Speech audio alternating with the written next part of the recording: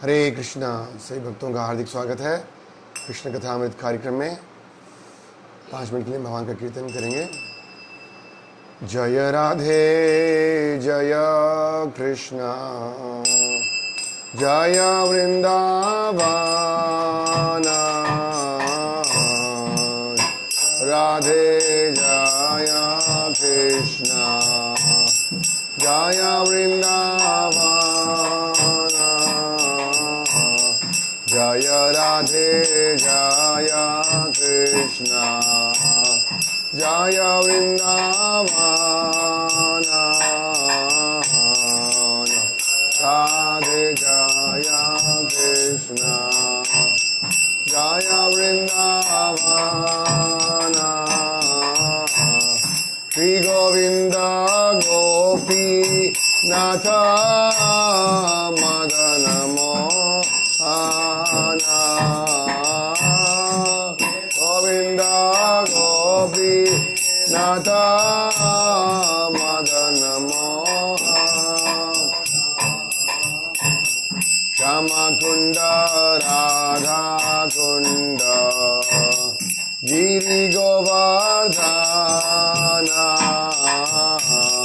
श्यामा कुंड राधा कुंड गोवर्धन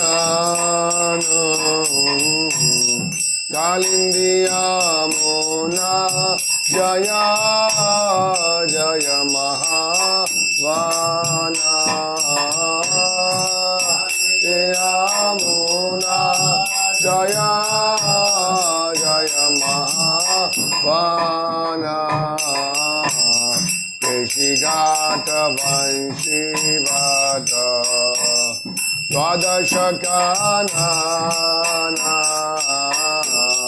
केशी घाट वंशी भट द्वादश कानना यहाँ सब लीला कैला श्री नंद नंदना सब लीला कैला श्री नंद नंदना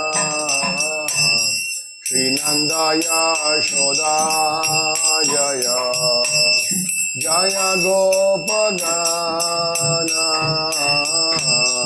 श्री नंद यशोदा जय जय गोपगण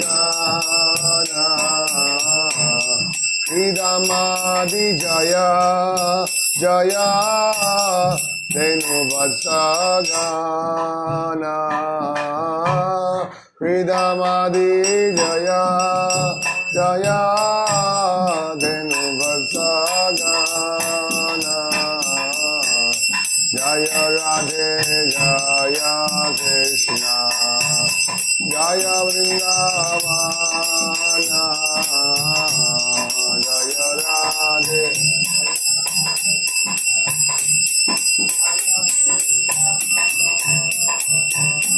यशोमती नंदन ब्रजभर नागर गोकुल रंजन काना यशोमती नंदन ब्रजभर नागर गोकुल रंजन काना गोपी परण धन मदन मनोहर रण धन मदन मनोहर कालिया दमन विधाना कालिया दमन विधाना यशोमती नंदन ब्रजभर नागर गोकुल रंजन काना यशोमती नंदन ब्रजभर नागर गोकुल रंजन काना अमल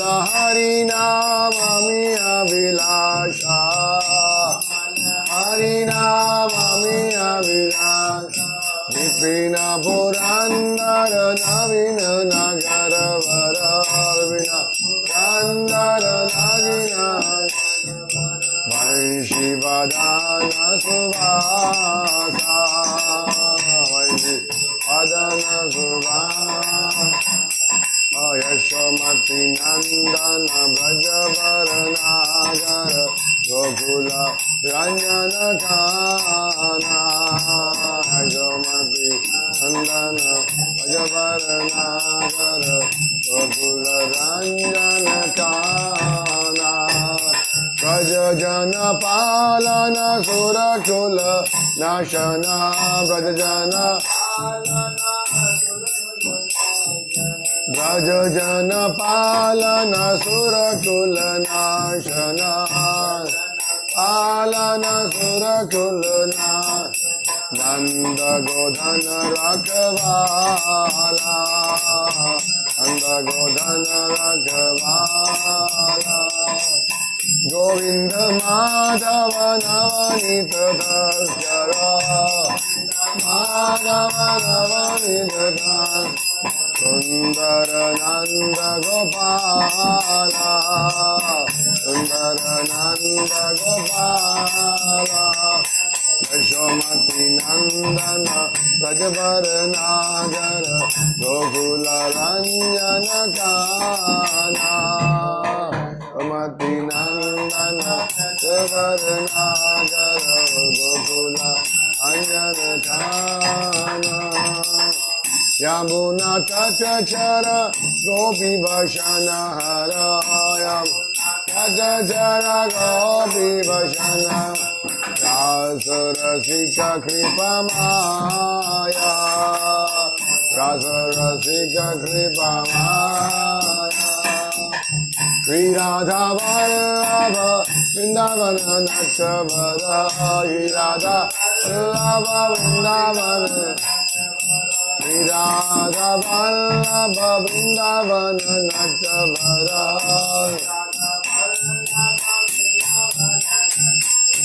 भक्ति विनोदाश्रय भक्ति विनोदाश्रय यशोमती नंदन ब्रजवर नागर गोकुल रंजन काना यशोमती नंदन ब्रजवर नागर गोकुल रंजन काना हरे कृष्णा कृष्णा कृष्णा हरे हरे हरे राम राम राम हरे हरे हरे कृष्णा कृष्णा कृष्णा हरे हरे हरे राम हरे कृष्णा कृष्णा कृष्णा हरे हरे हरे राम राम राम हरे हरे हरे कृष्णा कृष्णा हरे हरे हरे राम हरे कृष्णा कृष्णा कृष्णा हरे हरे हरे राम राम हरे हरे हरे कृष्णा कृष्णा हरे हरे हरे राम जय राधा रमण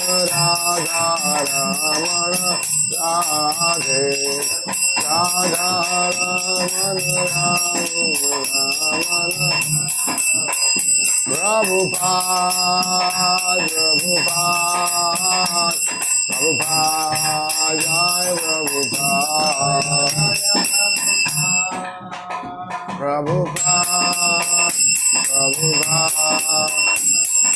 निताय गौर हरि बोल हरि बोल हरि बोल हरि बोल हरि बोल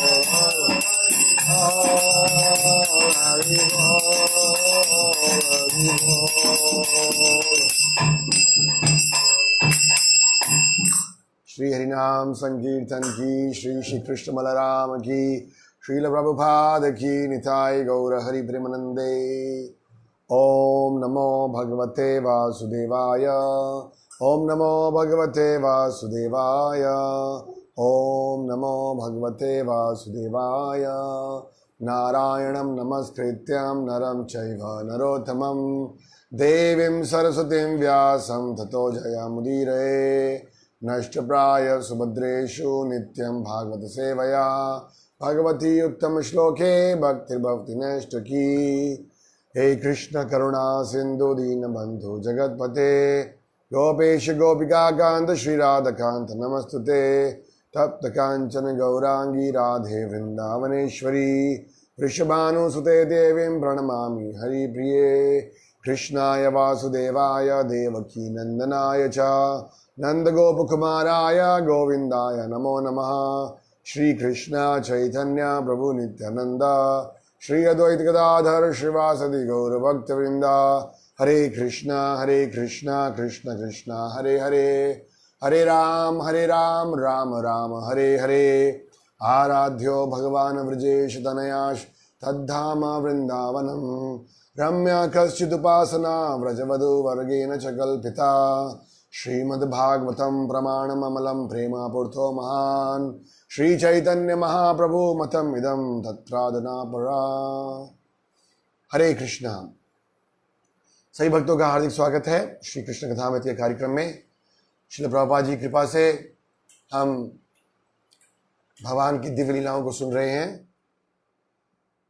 किस प्रकार से भगवान कृष्ण परम भगवान है, लेकिन नंद महाराज यशोदा मैया ग्वाल बालों को आनंद देने के लिए एक छोटे से बाल रूप में अनेक लीलाएं कर रहे हैं।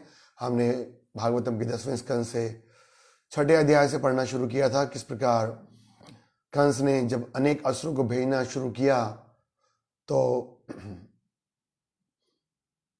पूतना, शक्टासुर, तृणावत इनका वध किया भगवान ने, जो कि अनेक असुरों को भी रिप्रेजेंट करते हैं।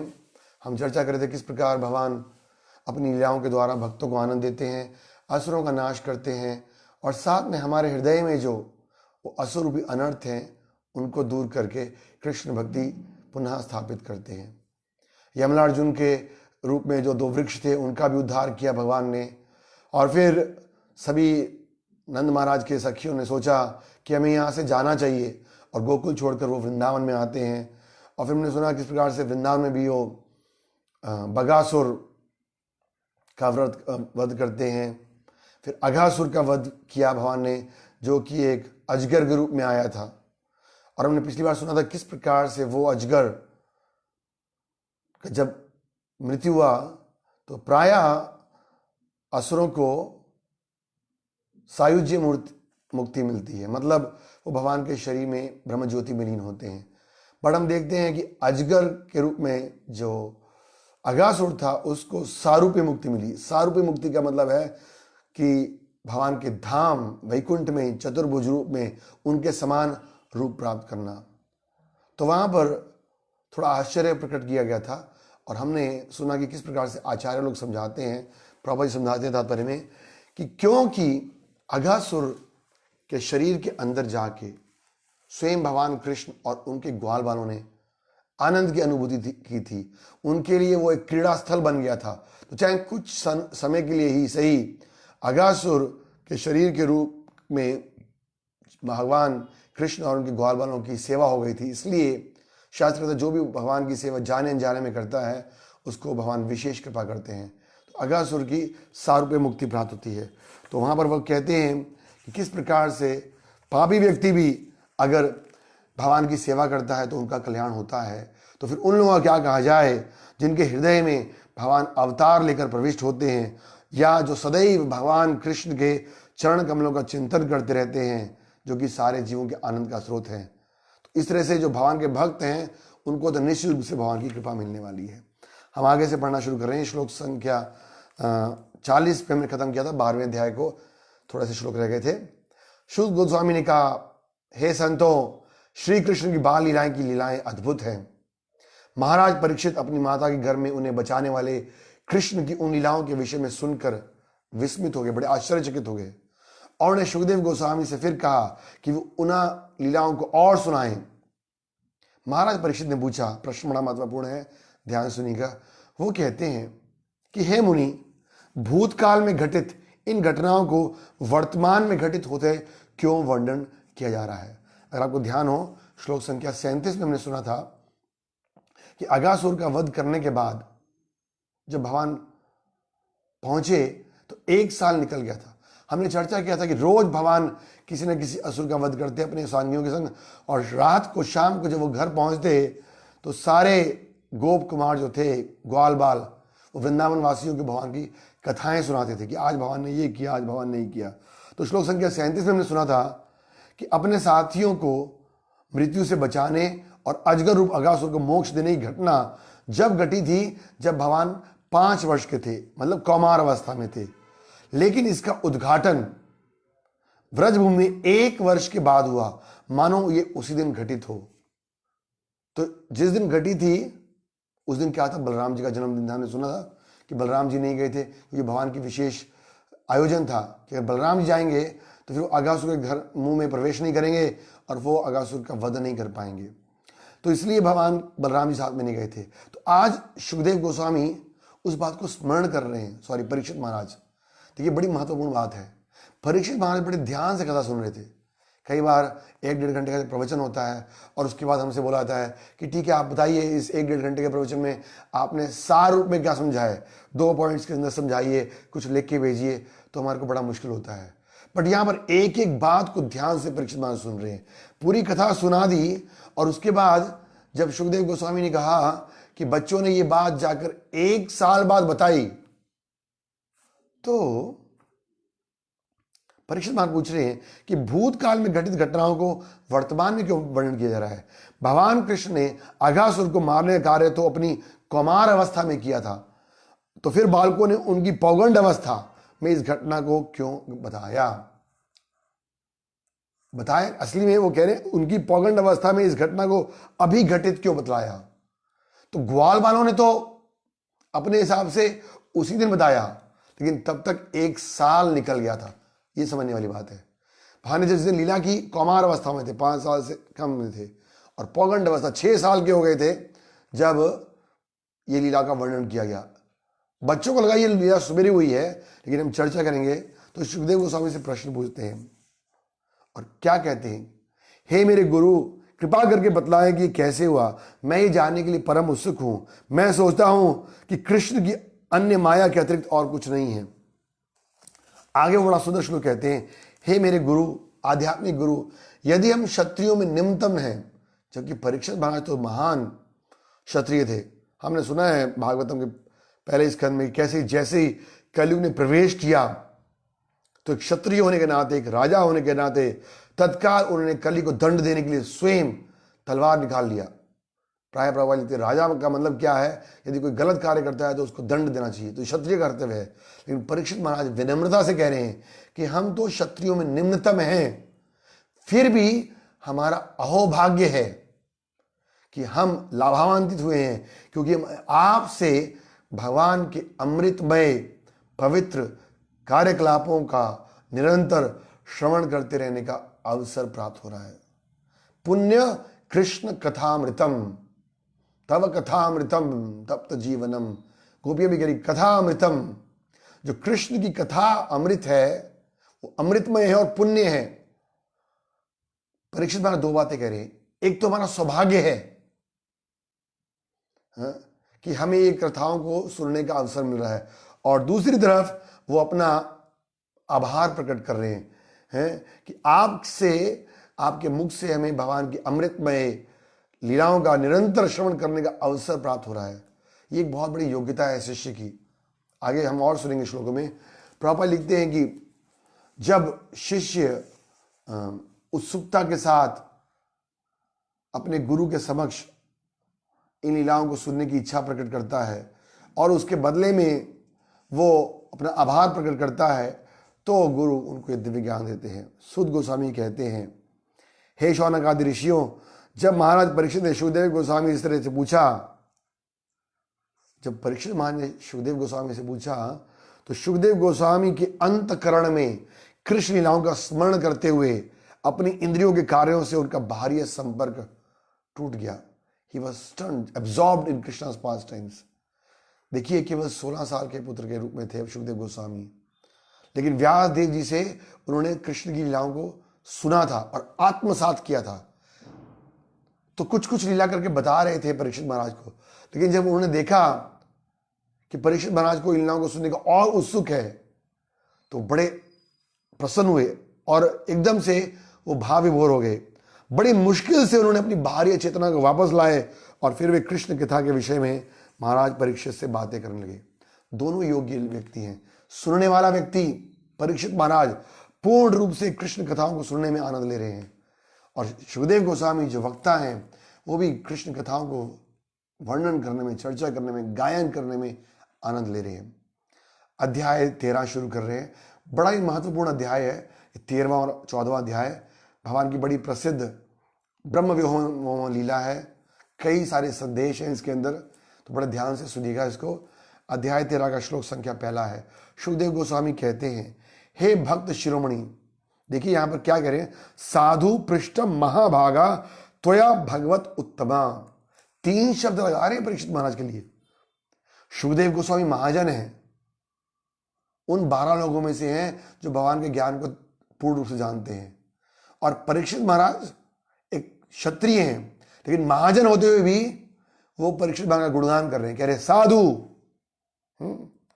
साधु पृष्ठम, आपके प्रश्न बहुत अच्छे हैं, उनको धन्यवाद कर रहे हैं, उनका थैंक्स कर रहे हैं। महाभागा, आप परम भाग्यशाली व्यक्ति हैं, और भगवत उत्तमा, आप सर्वश्रेष्ठ भक्त हैं, सर्वश्रेष्ठ, टॉप मोस्ट डिवोटी।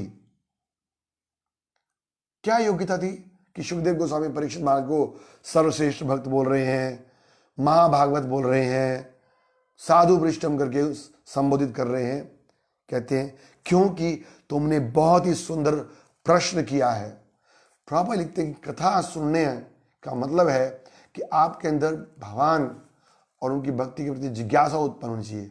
कथा में प्रश्न पूछना एक तरफ जहां बुद्धिमत्ता का लक्षण है, वहीं कथाओं का आनंद लेने का लक्षण भी है।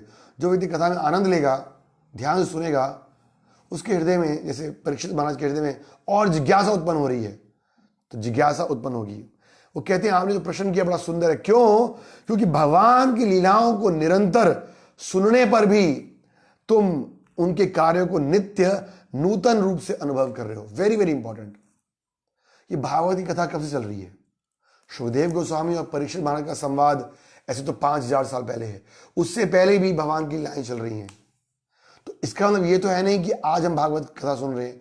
5000 सालों से, कई वर्षों से इसी प्रसंग को अनेक भक्त लोग भगवान के भक्तों को सुना रहे हैं, लेकिन वो कह रहे हैं कि उनके कार्यों को नित्य नूतन रूप में अनुभव कर रहे हो, निरंतर सुनने पर भी। परीक्षित महाराज पहली बार शायद ऐसी कथाएं नहीं सुने होंगे, क्योंकि बचपन से मां के घर में थे और कृष्ण, अभिमन्यु सब भगवान के भक्त थे, और भगवान की लीलाएं उस समय हो चुकी थी, बाल लीलाएं, क्योंकि उस समय भगवान करीब करीब 125 वर्ष के थे। लेकिन फिर भी उनको लग रहा है कि नित्य नूतन है। प्रभुपाद तात्पर्य में लिखते हैं ये कब होगा? हमारी ऐसी स्थिति नहीं है।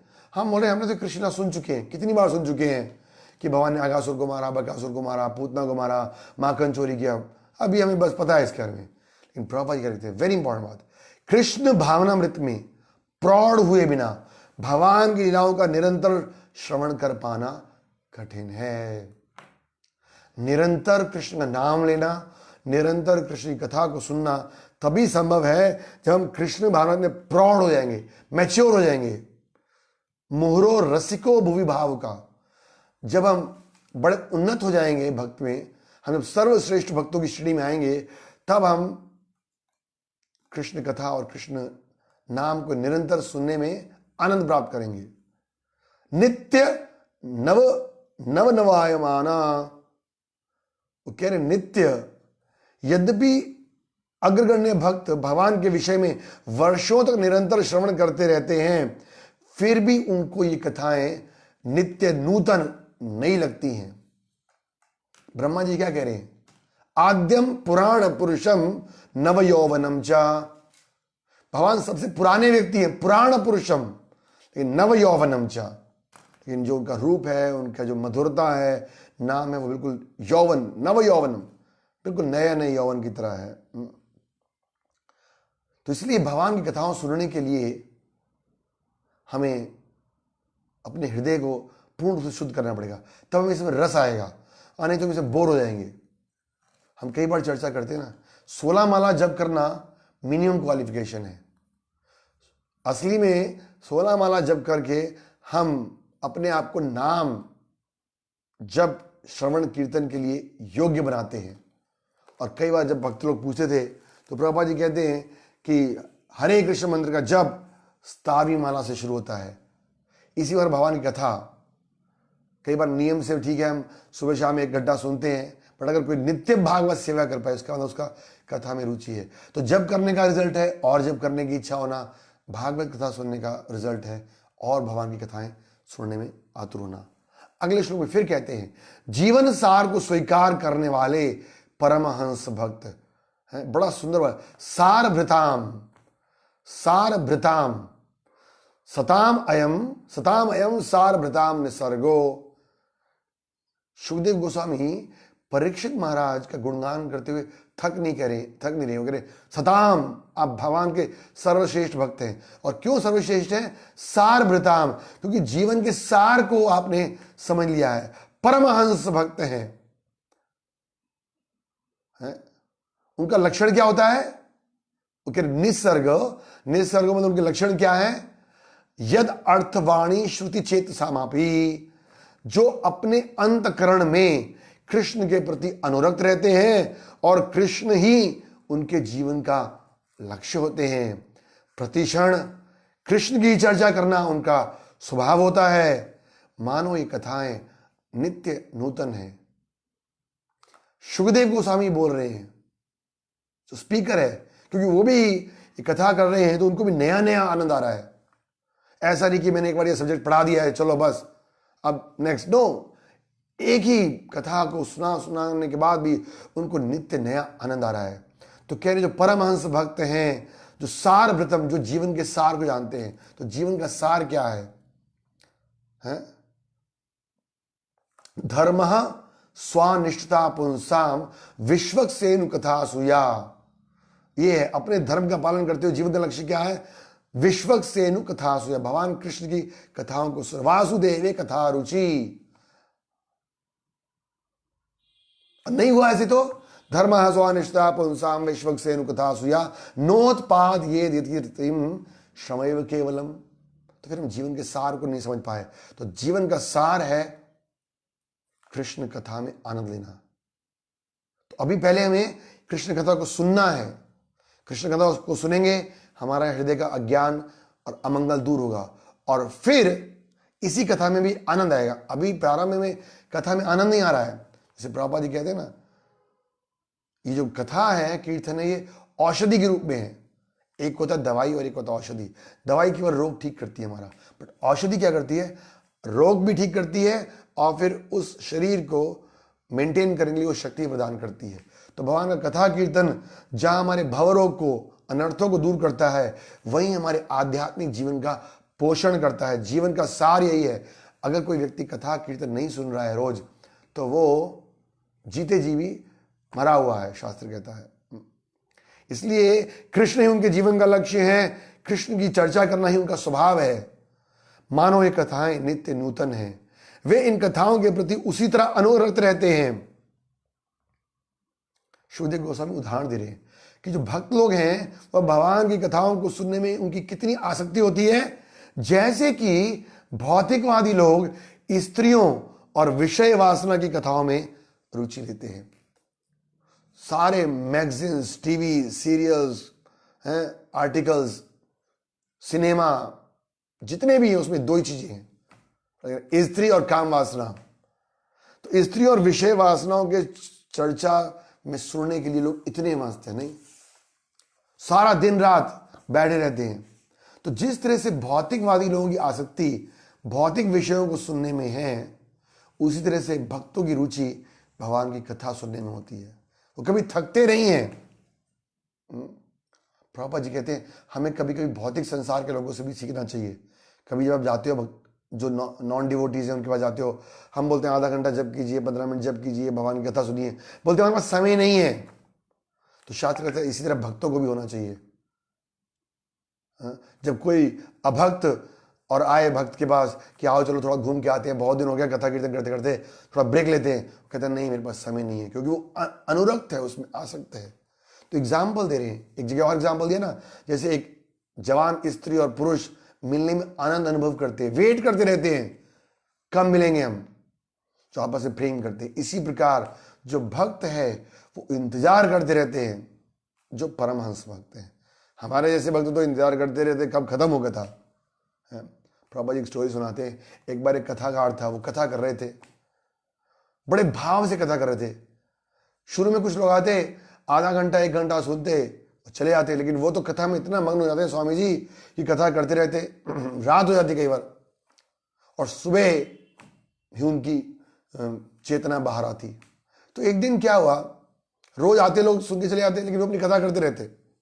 एक दिन जब सुबह उन्होंने कथा संपन्न किया तो देखा एक व्यक्ति बैठा हुआ है अभी भी। बड़े आश्चर्य हुआ कि रोज तो लोग उठ के चले जाते थे, थोड़ी देर बाद आज एक व्यक्ति में बड़ी रुचि उत्पन्न हो गई कथा सुनने की। उन्होंने बोला बड़े सौभाग्य की बात है कि तुम्हारे अंदर कृष्ण कथा सुनने की रुचि उत्पन्न हुई है।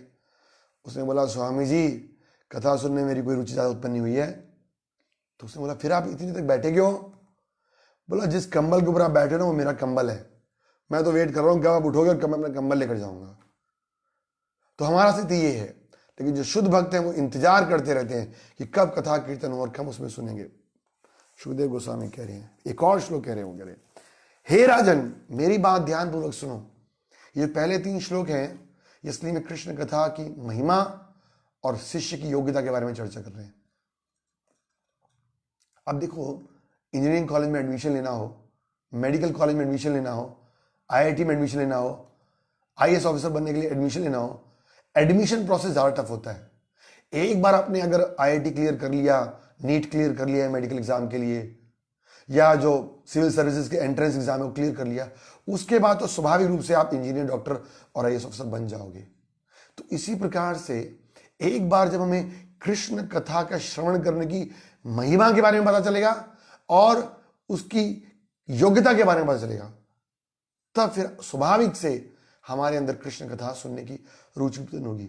तो कभी कभी जब कथा होती है तो देखिए, हम देख रहे हैं भागवतम के अंदर ही सुखदेव गोस्वामी कथा करते करते कथा सुनने की महिमा बता रहे हैं।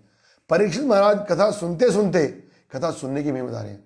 केवल 7 दिन का समय बचा है और अब तो 3 दिन रह गए हैं, तो बोल सकते थे जल्दी जल्दी सुनाओ कृष्ण की लाएं, लेकिन नहीं, वो समझना चाहते हैं कि क्या मैं सही रास्ते पर हूं, क्या मेरे अंदर योग्यता है कि नहीं, जो आप सुना रहे हैं मैं उसको समझ पाऊंगा, आत्मसात कर पाऊंगा कि नहीं कर पाऊंगा। सुखदेव गोस्वामी कहते हैं 3रे श्लोक में, हे राजन मेरी बात ध्यान पूर्वक सुनो। यद्यपि भगवान की लीलाएं अत्यंत गुह्य हैं, राज विद्या राज गुह्यम, अत्यंत गुह्य, confidential, more confidential, most confidential. Bhagavad Gita अध्याय 9 परम गुह्य ज्ञान। तो कॉन्फिडेंशियल नॉलेज क्या है? कि हम आत्मा हैं, हम शरीर नहीं है। मोर कॉन्फिडेंशियल नॉलेज क्या है? कि भगवान परमात्मा है, पूरी सृष्टि के स्वामी है और आत्मा का परमात्मा के संग संबंध है एक अंश के रूप में। और मोस्ट कॉन्फिडेंशियल क्या है? कि हमारा कृष्ण के संग नित्य सेवक के रूप में संबंध है और भगवान अपने भक्तों को आनंद देते हैं, अहम भक्ता पराधीन हो। ये कॉन्फिडेंशियल, मोस्ट कॉन्फिडेंशियल ज्ञान है। तो कह रहे कृष्ण की लीलाएं हैं, भगवान की लीलाएं अत्यंत गुह्य हैं और सामान्य व्यक्ति उन्हें नहीं समझ सकता। हमारे जैसा व्यक्ति जिसका मन विषय वासना में है, वो परम भगवान कृष्ण की दिव्य लीलाएं कैसे समझेगा? हम देखेंगे ब्रह्मा शिव जैसे व्यक्ति भी कभी कभी कृष्ण की लीलाओं को समझने में भ्रमित हो जाते हैं। तो क्या हमारा स्थान है? हम लोग तो बिल्कुल भौतिक संसार के गर्त में डूबे हुए हैं। सुखदेव गोस्वामी परीक्षित महाराज के माध्यम से हम सब लोगों को संबोधित कर रहे हैं कि सामान्य व्यक्ति भगवान की लीलाओं को नहीं समझ सकता क्योंकि वो अत्यंत गुह्य है। धर्मस्तत्वम नियत गुह्यतम महाजनों ये कथा सुपंथा। हमने चर्चा किया था कि धर्म के जो तत्व हैं वो नियत गुह्य हैं। तो कहते हैं कैसे समझाएगा? किंतु मैं तुमसे उनके विषय में कहूंगा। सुखदेव गोस्वामी कह रहे हैं साधारण व्यक्ति की समझ में आने वाला नहीं है, फिर मैं तुमसे कहूंगा। क्यों? क्योंकि तुम्हारी योग्यता क्या है? क्योंकि गुरुजन विनीत शिष्य को गुह्य से गुह्य और कठिन से कठिन विषयों को भी बताते हैं। या गुरु हैं सुखदेव गोस्वामी, शिष्य हैं परीक्षित महाराज। कह रहे हैं साधारण बात नहीं है कृष्ण लीलाओं को समझना, साधारण व्यक्तियों की बस की बात नहीं है, लेकिन फिर मैं तुम्हें बताऊंगा क्योंकि तुम विनीत हो। क्या बोला था पीछे परीक्षित महाराज ने? कि मुझे नहीं लगता कि मैं योग्य हूं भगवान की लीलाओं को समझने के लिए, लेकिन फिर मेरा सौभाग्य है तो शिष्य को गुरु के सामने जाकर बड़े विनीत भाव से, हमने चर्चा किया विनीत विनम्र का मतलब क्या है, केवल हाथ जोड़ के बैठ जाना नीचे, वो विनीतता नहीं है।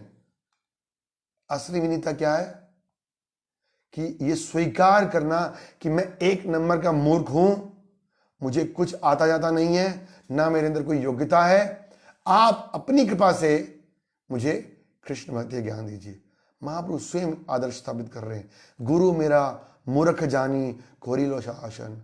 प्रकाशानंद सरस्वती ने बोला उनको, अरे आप सन्यासी हो, आपको शास्त्र का अध्ययन करना चाहिए, क्या ये हरे कृष्ण नाम भावुकता से गाते रहते हो। तो महाप्रभु बोलते हैं, जब मैं अपने गुरुजी के पास गया तो मेरे गुरुजी ने बोला तुम एक नंबर के मूर्ख हो, शास्त्रों का अध्ययन नहीं कर सकते हो, नाम संकीर्तन करो।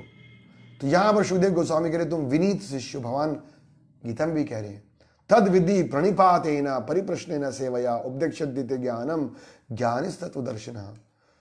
प्रणिपातेन, जो सरेंडर होकर विनीत भाव से सुनता है, सुखदेव गोस्वामी वो गहरी से गहरी बात को भी समझ सकता है, मोस्ट कॉन्फिडेंशियल नॉलेज को भी, क्योंकि दिव्य ज्ञान हृदय प्रकाशिता ददामी बुद्धि योगम तम, भगवान गीता में कह रहे हैं। ऐसे व्यक्ति को भगवान हृदय में ज्ञान देते हैं, जैसे भगवान ने ब्रह्मा जी को हृदय में ज्ञान दिया। ब्रह्मा जी कंफ्यूज थे, जब वो निकले भगवान की नाभि से, उनको समझ नहीं आ रहा था क्या करना है क्या नहीं करना है, लेकिन जब प्रार्थना किया, भगवान के शरणागत हुए, तो भगवान ने उनको ज्ञान दिया। वो कह रहे हैं विनीत शिष्य कठिन से कठिन विषयों को भी, तो विनीत बनना जरूरी है। हम महाभारत में और ग्रंथों में अनेक उदाहरण, जैसे कर्ण का उदाहरण सुना होगा आपने। कर्ण ने चोरी से ज्ञान प्राप्त कर लिया, विनीत नहीं था, तो क्या हुआ, उस ज्ञान का समय आने पर लाभ नहीं उठा पाया। इवन एकलव्य की स्टोरी में सुनते हैं हमने, गुरु की इच्छा नहीं थी, जबरदस्ती उसने गुरु की मूर्ति बनाकर ज्ञान प्राप्त किया। तो एक तरफ जहां हम इसको पॉजिटिव वैसे देख सकते हैं कि अगर गुरु में निष्ठा हो तो हम ज्ञान प्राप्त कर सकते हैं, लेकिन गुरु में निष्ठा होने के साथ साथ गुरु के प्रति हमारा विनीत समर्पण भी होना चाहिए। और एकलव्य का नहीं था वो, इसलिए फिर उनके गुरुजी ने उनसे वो जो कला थी वो ले ली। तो हमें गुरु साधु के समर्पण होकर विनीत भाव से जब सुनेंगे तो हम भगवान कृष्ण की कथाओं को समझ सकते हैं। आगे अब कथा शुरू करते हैं, बड़ी इंपॉर्टेंट पार्ट था। पिछले 4 श्लोकों में सुना कि भगवान की कथाएं क्या नव यौवनम च, नई नहीं है। तो ये नहीं सोचिएगा हमने एक बार कथा सुन ली है कि भगवान ने मट्टी खाई थी, भगवान ने माखन चोरी किया, भगवान ने अगासुर को मारा, बकासुर को मारा, पूतना का वध किया, भगवान दामोदर लीला हर साल सुनते हैं, भक्त लोग गाते हैं, पूरा 1 महीना लगातार कार्तिक में गाते हैं। लेकिन कई कई भक्त ऐसे हैं, जैसे प्रभुपाद जी, गुरु जी, भक्ति सिद्धांत जी, वो एक एक श्लोक पर 3-3 महीने प्रवचन देते थे, एक श्लोक पर, क्योंकि भगवान की कथा का हर श्लोक, हर शब्द अपने आप में संपूर्ण है। अब कथा कह रहे हैं, सुखदेव गोस्वामी कह रहे हैं कि अगासुर के मुख से बालकों और बछड़ों को बचाने के बाद भगवान नदी के तट पर ले गए और उनसे निम्नलिखित शब्द कहे। याद रखिए, कथा में जरा आते हैं, उस दिन भगवान निकले थे बिना ब्रेकफास्ट किए हुए। सब लोग ना ब्रेकफास्ट पैक करके आए थे, लेकिन खेलना शुरू कर दिया। पहले तो खेल नहीं था, और खेल खेल में क्या हुआ था कि अगासुर नाम का अजगर आ गया था, और फिर अगासुर के शरीर में गए, बाहर आए, तो क्या हुआ, टाइम लेट हो गया था। यहां लिख रहे हैं कि अगासुर का वध हो गया है, और अब वो यमुना के तट पर आते हैं और कहते हैं, अहो अति रम्यम पुलीनम वयस्या। देखिए कितने सुंदर श्लोक है। भगवान कह रहे हैं, मित्रों, भगवान गोलोक वृंदावन से आए हैं, भगवान का सुंदरता की कमी नहीं है, भगवान कह रहे, अरे मित्रों देखो ना, ये नदी का किनारा। कई बार लोग गाते हैं ना ऐसे गानों में, ये नदी का किनारा है, सुंदर मौसम है, यहां कह रहे हैं, हे मेरे मित्रों देखो ना, ये नदी का किनारा अपने मोहक वातावरण के कारण कितना रम्य लग रहा है। देखो ना, खिले कमल किस तरह अपनी सुगंध से भौरों और पक्षियों को आकृष्ट कर रहे हैं। भौरों की गुनगुनाहट और पक्षियों की चहचहाहट जंगल के सभी सुंदर वृक्षों से प्रतिध्वनित हो रही है, और यहाँ की बालू साफ और मुलायम है। अतः हमारे खेल और हमारी लीलाओं के लिए ये सर्वोत्तम स्थान है। प्रभुपाद लिखते, वृंदावन के जंगल का वर्णन 5000 वर्ष पूर्व का है, जिस समय की वृंदावन रम्य स्थान दिव्य चिंतामणि धाम भगवान लीलाएं करते। प्रभुपाद कहते हैं वहां पर क्या है, कोकिल हंस सारस गणा, खोजत कोकिल हंस सारस गणा, कीर्णे मयूर खुले। कहां गाया था हमने ये कहां पे आता है? षट गोस्वामी अष्टकम में। किसने लिखा ये? श्रीनिवास आचार्य। आज उनका आविर्भाव दिवस भी है। श्रीनिवास आचार्य बड़े महान भक्त हुए हैं, तो उन्होंने गोस्वामी अष्टकम में ये लिखा है भजन, षट गोस्वामी अष्टकम में। तो उसमें वो ये श्लोक वर्णन करते हैं कि वृंदावन में वो रहकर गोस्वामी लोग जहां भजन करते थे वहां का वर्णन कर रहे हैं।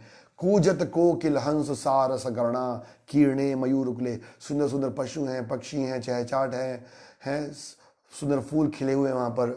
कृष्ण जाते हैं यमुना के नदी के किनारे और कहते हैं बड़ा सुंदर स्थान है। कहते हैं हम आगे निकलते हैं वृंदावन की लीलाओं में। मेरे विचार में हमें यहाँ भोजन करें क्योंकि विलंब हो जा चुका है। यहाँ लिखा ना दिव आरूढ़म, काफी देर हो चुकी है, ब्रेकफास्ट में लेट हो गया था, आज देर हो चुकी है, इसलिए भूख लग गई है हमें। कृष्ण को भूख थोड़ा लगती है, कृष्ण को सब लीला करनी है एक और। यहां बछड़े पानी पी सकते हैं और धीरे धीरे इधर उधर जाकर घास चर सकते हैं। तो हम यहाँ बैठते हैं, अपना ब्रेकफास्ट करते हैं और बछड़े पानी पिएंगे यमुना जी का, और धीरे धीरे आसपास जो हरी घास है उसको खाएंगे। भगवान कृष्ण के प्रस्ताव को मानकर ग्वाल बालों ने बछड़ों को नदी में पानी पीने दिया और फिर उन्हीं वृक्षों से बांध दिया जहां हरी मुलायम घास थी। तब बालकों ने अपने भोजन की पोटलियां खोली और दिव्य आनंद से पूरित होकर कृष्ण के साथ खाने लगे। विष्णु जी ठाकुर लिखते हैं यहां पर कि असली में यहां सुखदेव गोस्वामी बोल रहे हैं कि बांध दिया, बट वो ऐसे जैसे नहीं वो टाइट करके बांध रहे थे, हल्का सा बांधा। और यहां बांधने का उनका मतलब ये था कि वहां के आसपास की घास इतनी सुंदर मुलायम मोहक थी कि वो स्थान से बंध जाएंगे, आगे जाएंगे नहीं। ये सोचकर ग्वाल वालों ने उनको हल्का सा बांधे कि चलो यहीं रहेंगे, इतनी सुंदर घास है, खाने में मन लगा रहेगा और जब तक हम भी अपना ब्रेकफास्ट कर लेंगे। जिस तरह, अब ये बड़ा इंपॉर्टेंट श्लोक है, कृष्णस्य विश्वक पुरुराजी मंडले, जिस तरह पंखड़ी और पत्तियों से घिरा हुआ कोई कमल पुष्प कोश हो, कोश मतलब सेंट्रल, वोरल बोलते हैं इंग्लिश में, उस तरह से बीच में कृष्ण बैठे। अभी सब लोग बैठ गए हैं और सिटिंग अरेंजमेंट कैसा है? बीच में कृष्ण बैठे हैं और उनको घेर कर उनके सारे मित्र बैठे हैं। और कितने मित्र याद होने चाहिए आपको? असंख्य ग्वाल बाल हैं, असंख्य बछड़े और कई सारे ग्वाल बाल हैं, बहुत सारे ग्वाल बाल हैं। और कृष्ण एक है, सेंटर में बैठे हैं। कृष्ण सेंटर में है, चारों तरफ उनके ग्वाल बाल बैठे हैं। वे सभी अत्यंत सुंदर लग रहे हैं और उनमें से हर ये बालक सोच रहा है कि ये सोचकर कि कृष्ण की ओर देखने का प्रयास कर रहा था कि कृष्ण उसकी ओर देखे, और कृष्ण देख भी रहे थे। इस तरह उन सबों ने जंगल में भोजन का आनंद लेना शुरू किया। तो सिटिंग अरेंजमेंट कैसा था कि सब लोग क्या है, कृष्ण को सेंटर में रखे हुए थे और बड़े प्रेम के साथ भगवान की तरफ देख रहे थे। चैतन्य चरितामृत में कृष्णदास कविराज इस लीला को बताते हैं कि हर ग्वाल बाल सोच रहा था कि कृष्ण उनकी तरफ ही देख रहे हैं। संभव है ये? जैसे अगर हम सामने होकर बैठते हैं तो जो पीछे वाले उनको कृष्ण कैसे देखेंगे? अगर मतलब कृष्ण सामने होकर बैठे हैं, पर वहां पर कृष्णदास कविराज लिखते हैं कृष्ण सर्वशक्तिमान है। हजारों हजारों ग्वाल बाल उनके संग थे और उनकी सबकी इच्छाओं को पूरा करने के लिए कृष्ण एक साथ सभी दिशाओं में देखते हुए सबको ये अनुभव प्रदान कर सकते हैं। Krishna can do everything. अरे कृष्ण तो क्या, इवन ब्रह्मा जी चतुर्मुख होने के कारण चारों दिशाओं में एक साथ देख सकते हैं, जो कि ब्रह्मा जी भगवान के सिर्फ एक अंश है। तो भगवान अपने भक्तों के प्रेम की वजह से हमेशा ऐसा अनुभव प्रदान कर रहे थे। हमने चर्चा किया था, ये अंतर है कृष्ण और कृष्ण के अवतार में, कि भगवान एक ही स्थान पर रहकर अपने आप को अनेक रूपों में विस्तारित करते हैं और एक ही स्थान में रहकर अपने अंदर ही अनेक रूपों को दर्शन करा सकते हैं। प्रभुपाद लिखते हैं कि दिस इज कृष्णा कॉन्शियसनेस। क्या? कि एवरीबडीज सेंटर इज कृष्णा। उनका एक ही उद्देश्य था कि किसी तरह से हमारे जीवन के जो लक्ष्य हैं कृष्ण हमारे केंद्र में रहे हैं। तो प्रभुपाद लिखते हैं कि जिसने ऐसी सिद्धि पा ली है वो दिव्य आनंद के अनुसार परम सुंदर बन जाता है। तो कृष्ण भावनात्मक आंदोलन कृष्ण को केंद्र में रखने का एक प्रयास है। तो इस्कॉन का पर्पस क्या है? किसी ने पूछा प्रभुपाद से, Prabhupada what you have come to teach us? Prabhupada, I have come to teach you how to love God. Prabhupada ने बोला, मैं तुम्हें एक चीज सिखाने आया हूं। ज्यादातर लोग भारत और विदेशों में क्या है, at the most they are God fearing, but Prabhupada says I have come to teach you how to love God, and love God means to keep Krishna in center of all your activities। मतलब कृष्ण से प्रेम करने का मतलब क्या है कि सुबह से लेकर रात तक जो भी हम कार्य कर रहे हैं उसका केंद्र कृष्ण है। आगे कहते हैं, सबने अपना अपना भोजन खोल लिया। किसी ने अपना भोजन पत्तियों पर रखा, किसी ने पत्तों पर रखा, किसी ने डलिया में रखा, किसी ने पेड़ की छाल पर रखा, किसी ने चट्टान पर ही रख दिया, और सब लोग, बच्चे लोग अपना थाली लेके बैठ गए।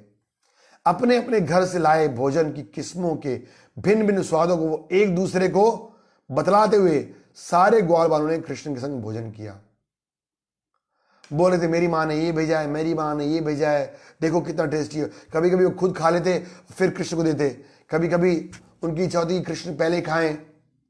और एक बार तो ऐसा हुआ, सुनने में भक्त लोग बताते कि एक भक्त था, उनका शायद मधुमंगल, उनके घर से एक लड्डू बनकर आया था, बड़ा मीठा था, और जल्दी जल्दी मधुमंगल ने खुद लड्डू खा लिया वो, और जब खाया तो उसको बड़ा टेस्ट लगा। उसने बोला अरे ये तो मैंने कृष्ण को दिया ही नहीं, और लड्डू मधुमंगल के मुख में, और उसने गला पकड़ लिया जिससे कि लड्डू नीचे ना जाए। अब बोले कैसे, मुंह में लड्डू है। तो मधुमंगल ने इशारों में कृष्ण को बुलाया, और कृष्ण तो सबके इशारे जानते हैं, भगवान आए पास में, और फिर मधुमंगल के मुख से मुख लगाकर भगवान ने मधुमंगल के मुख से वो लड्डू अपने मुंह में ट्रांसफर कर लिया। इस तरह के भक्त बताते हैं कि किसी घर से उसकी मां ने लस्सी बना के भेजी थी, तो लस्सी पिया और बड़ा स्वादिष्ट लगा, तो उसने ऐसे मुंह फैला के रोक लिया, और कृष्ण को कह रहे आओ, और फिर जब कृष्ण आते तो ना मुंह पिचका के और लस्सी मुंह में ट्रांसफर कर रहे हैं। इस तरह से कृष्ण आनंद ले रहे थे। प्रभुपाद लिखते हैं, कभी कोई मित्र कहता कृष्ण देखो ना मेरा भोजन को इतना स्वादिष्ट है, तो कृष्ण थोड़ा सा लेते और हंसते। इस प्रकार बलराम, सुदामा, अन्य मित्र एक दूसरे का भोजन चक चक कर हंस रहे थे, और सारे मित्र परम हर्षित हो रहे थे। सुखदेव गोस्वामी क्या बोलते हैं, पहला वर्ड वो कहते कृष्ण यज्ञ भुक हैं। मतलब यज्ञ में जो अर्पण किया जाता है, जो ब्राह्मण लोग पवित्र मंत्रों का उच्चारण करके शुद्धि के संग भगवान को भोग लगाते हैं ना, कृष्ण वो खाते हैं सिर्फ। कृष्ण यज्ञ भुक हैं, अर्थात वो केवल यज्ञ की आहुतियों के द्वारा खाते हैं, लेकिन अपनी बाल लीलाएं प्रदर्शित करने के लिए वे अपने वंशी को अपनी कमर में, बांसुरी को एक कमर में दाहिनी ओर और दूसरी ओर उन्होंने बिगुल को फंसा लिया, और फिर बैठ गए ग्वाले की तरह, और अपने हाथ में, अरे ब्राह्मण लोग उनके लिए 56 भोग सोने चांदी की प्लेटों में लगा के खिलाते हैं, बट यहां कृष्ण कैसा खा रहे हैं, हाथ में भोजन लेकर खा रहे हैं। असली में आयुर्वेदिक साइंस के अनुसार हमें हाथ से भोजन करना चाहिए। जब हम भोजन को स्पर्श करते हैं तो हमारे अंदर जो पाचन शक्ति है वो एक्टिवेट होती है, और तब हम भोजन को सही रूप से हजम भी कर सकते हैं। तो भगवान ने क्या किया, एक हाथ में क्या ले लिया, दही और चावल ले लिया। वे अपने हाथ में दही और चावल का बना सुंदर व्यंजन लेकर, और अपनी उंगलियों के बीच में फलों के टुकड़े अचार बैन लेकर बैठ गए, और कमल के कोष के बीच में बैठे हैं। वे आगे की ओर अपने सभी मित्रों को देख रहे थे, और खाते खाते उनसे उपहास कर रहे थे, जिससे सभी ठाका लगाकर हंस रहे थे। तो ये हैं कृष्ण। कहां देवता लोग, ऋषि लोग, ब्राह्मण लोग उनकी पूजा करते हैं। यज्ञ में आहुतियों के द्वारा भगवान दो तरीके से भोजन लेते हैं, एक तो यज्ञ में आहुति के द्वारा, और दूसरा ब्राह्मणों के मुख से। मतलब शुद्धि के द्वारा ही भोजन को भगवान स्वीकार करते हैं। जब भगवान को भोग लगाते हैं ना, तो पुजारी लोग कई मंत्र बोलते हैं, उसका उच्चारण करते हैं, शुद्ध करते हैं उस भोजन को, क्योंकि भोजन बनाते समय जाने जाने में हमारे से कई अपराध होते हैं। लेकिन यहां पर वो जो यज्ञ भूख है वो भूल गए इस बात को, अपने भक्तों के प्रेम के प्रति वो क्या, एक साधारण बालक की तरह अपनी बांसुरी कमर में फंसाई, अपना बगुल कमर में फंसाया, अपनी सारे कपड़ों को बांध लिया, और फिर हाथ में, एक हाथ में दही चावल ले लिया, और उंगलियों में अचार के टुकड़े फंसा लिए और खा रहे हैं। प्रभुपाद तात्पर्य लिखते हैं कि जब कृष्ण अपने मित्रों के संग ऐसे बैठ के खा रहे थे तो एक भौना उड़कर आ गया वहां पर, हंसी मजाक की चर्चा कर रहे हैं खाने के लिए आ गया। तो कृष्ण ने बोला, अरे तुम मेरे ब्राह्मण मित्र मधुमंगल को तंग क्यों कर रहे हो? क्या उस ब्राह्मण को मारना चाहते हो? यह अच्छी बात नहीं है। तो ऐसे हंसी मजाक कर रहे थे और कृष्ण बलराम और सारे आनंद लेकर हंस रहे थे। अब इस लीला को सारे स्वर्ग के वासी देख रहे थे। हमने पढ़ा था ना अभी पीछे, जब उन्होंने अघासुर का वध किया तो सारे देवता लोग आए थे और खासकर से ब्रह्मा जी भी आए थे। तो देवता लोग और ब्रह्मा जी ऊपर से देख रहे हैं। शुदेव गोस्वामी कहते हैं, महाराज परीक्षित, एक और जहां अपने हृदय में कृष्ण के अतिरिक्त अन्य किसी को ना जानने वाले ग्वाल बाल जंगल में भोजन करने में इतने व्यस्त थे, तो दूसरी ओर बछड़े जो है हरी घास से ललचा कर थोड़ा आगे घने जंगल में चरने के लिए निकल गए। बच्चे लोग अपने ब्रेकफास्ट में बिजी हो गए हैं, उधर बछड़े लोग भी थोड़ा और आगे चले गए घास की तरफ आकर्षित होके। और देवता लोग ब्रह्मा जी के साथ आकर ये देख रहे हैं क्या हो रहा है। ब्रह्मा जी सोच रहे हैं, आश्चर्यचकित हो गए कि ब्राह्मण लोग अनेक मंत्रों का उच्चारण करते हैं, सारे पूजा पाठ करते हैं, और तब भगवान उनको स्वीकार नहीं करते। हजारों हजारों लक्ष्मी भगवान को बोल गाती हैं, तभी वो उनको स्वीकार नहीं करते हैं। और यहाँ पर कृष्ण, जिनके बारे में उनको बताया गया था, ब्रह्मा जी ने सुना था कि इतने सारे असुरों का वध किया है, कृष्ण स्वयं परम भगवान है, वो ग्वाल बालों के संग खेल रहे हैं, हंस रहे हैं, उनका झूठा गा रहे हैं, ये कैसे संभव हो सकता है? तो he was surprise and shocked, दो कारण से। एक तो उन्होंने देखा था कि छोटे से बालक के रूप में कैसे भगवान ने अघासुर का वध कर दिया, और दूसरा वो जिन्होंने कि अघासुर का वध किया है, अगर वो भगवान है तो वो कैसे ग्वाल बालों के मुंह से उनका झूठा प्रसाद दे रहे हैं, उनके संग हंसी मजाक कर रहे हैं एक साधारण ग्वाल बाल की तरह। तो ये बात देखकर ब्रह्मा जी थोड़े आश्चर्यचकित हो गए। तो भगवान अभी लीला कर रहे हैं। देखिए, अभी मैंने थोड़ी देर पहले बताया ना कि भगवान की दो शक्तियां होती हैं। जब बच्चों की इच्छा हुई कि सब लोग कृष्ण को देखें, तो भगवान की शक्ति थी ना जो सारी इच्छाएं भगवान की पूरी करती है। तो कृष्ण की इच्छा हुई कि सारे भक्त उनका दर्शन करें, तो भगवान ने ऐसा रूप विस्तार से ले लिया कि सब लोग लग रहा था कि कृष्ण उनकी तरफ दे रहे हैं। लेकिन दूसरी शक्ति भगवान की क्या है? लीला शक्ति। जब कभी भगवान को लीला बनाते हैं तो फिर भक्तों को और बड़े बड़े योगियों को मोहित कर देते हैं। तो अब लीला शक्ति एक्शन में आ रही है।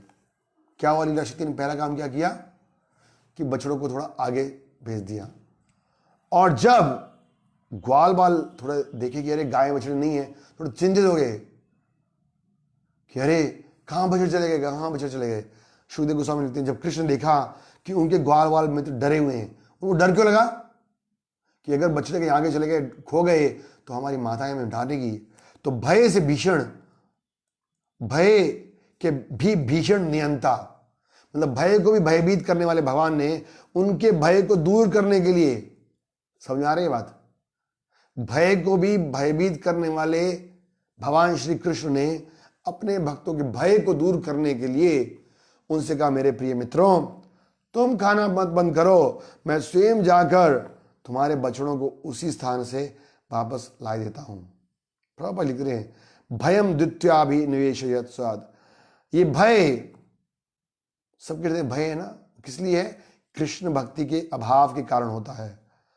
लेकिन जैसे ही भय उत्पन्न हुआ बच्चों में, तो कृष्ण बोला, मैं हो ना, चिंता क्यों करते हो, तुम यहीं पर अपने भोजन का आनंद लो। तो अभय चरणारविंद, भगवान ने उनके भय को दूर करने के लिए आश्वासन दिया कि मैं अभी ही उन बछड़ों को लेकर आता हूं। प्रभुपाद लिखते हैं कि हर व्यक्ति को चाहिए कि वो निर्भीकता के स्तोत्र, मतलब अभय के स्तोत्र, भगवान की शरण ग्रहण करे और सुरक्षित हो। जैसे ग्वाल बालों ने क्या किया, कृष्णा देखो कहां गए हमारे ग्वाल बाल। तो भय आया उनके मन में एक क्षण, लेकिन नेक्स्ट मोमेंट क्या किया, उन्होंने कृष्ण के शरण लिया। और कृष्ण बोला, चिंता नहीं करो, मैं लेके आता हूं, तुम लोग कंटिन्यू रखो खाना। देखिए, भगवान आनंद ले रहे थे ग्वाल बालों के संग, लेकिन भगवान अपना आनंद छोड़कर और बोले, कोई बात नहीं ग्वाल बाल, आप लोग खाओ और मैं अभी आता हूं। कृष्ण ने कहा, मुझे जाकर बछड़े ढूंढने दो, अपने आनंद में खलल मत डालो।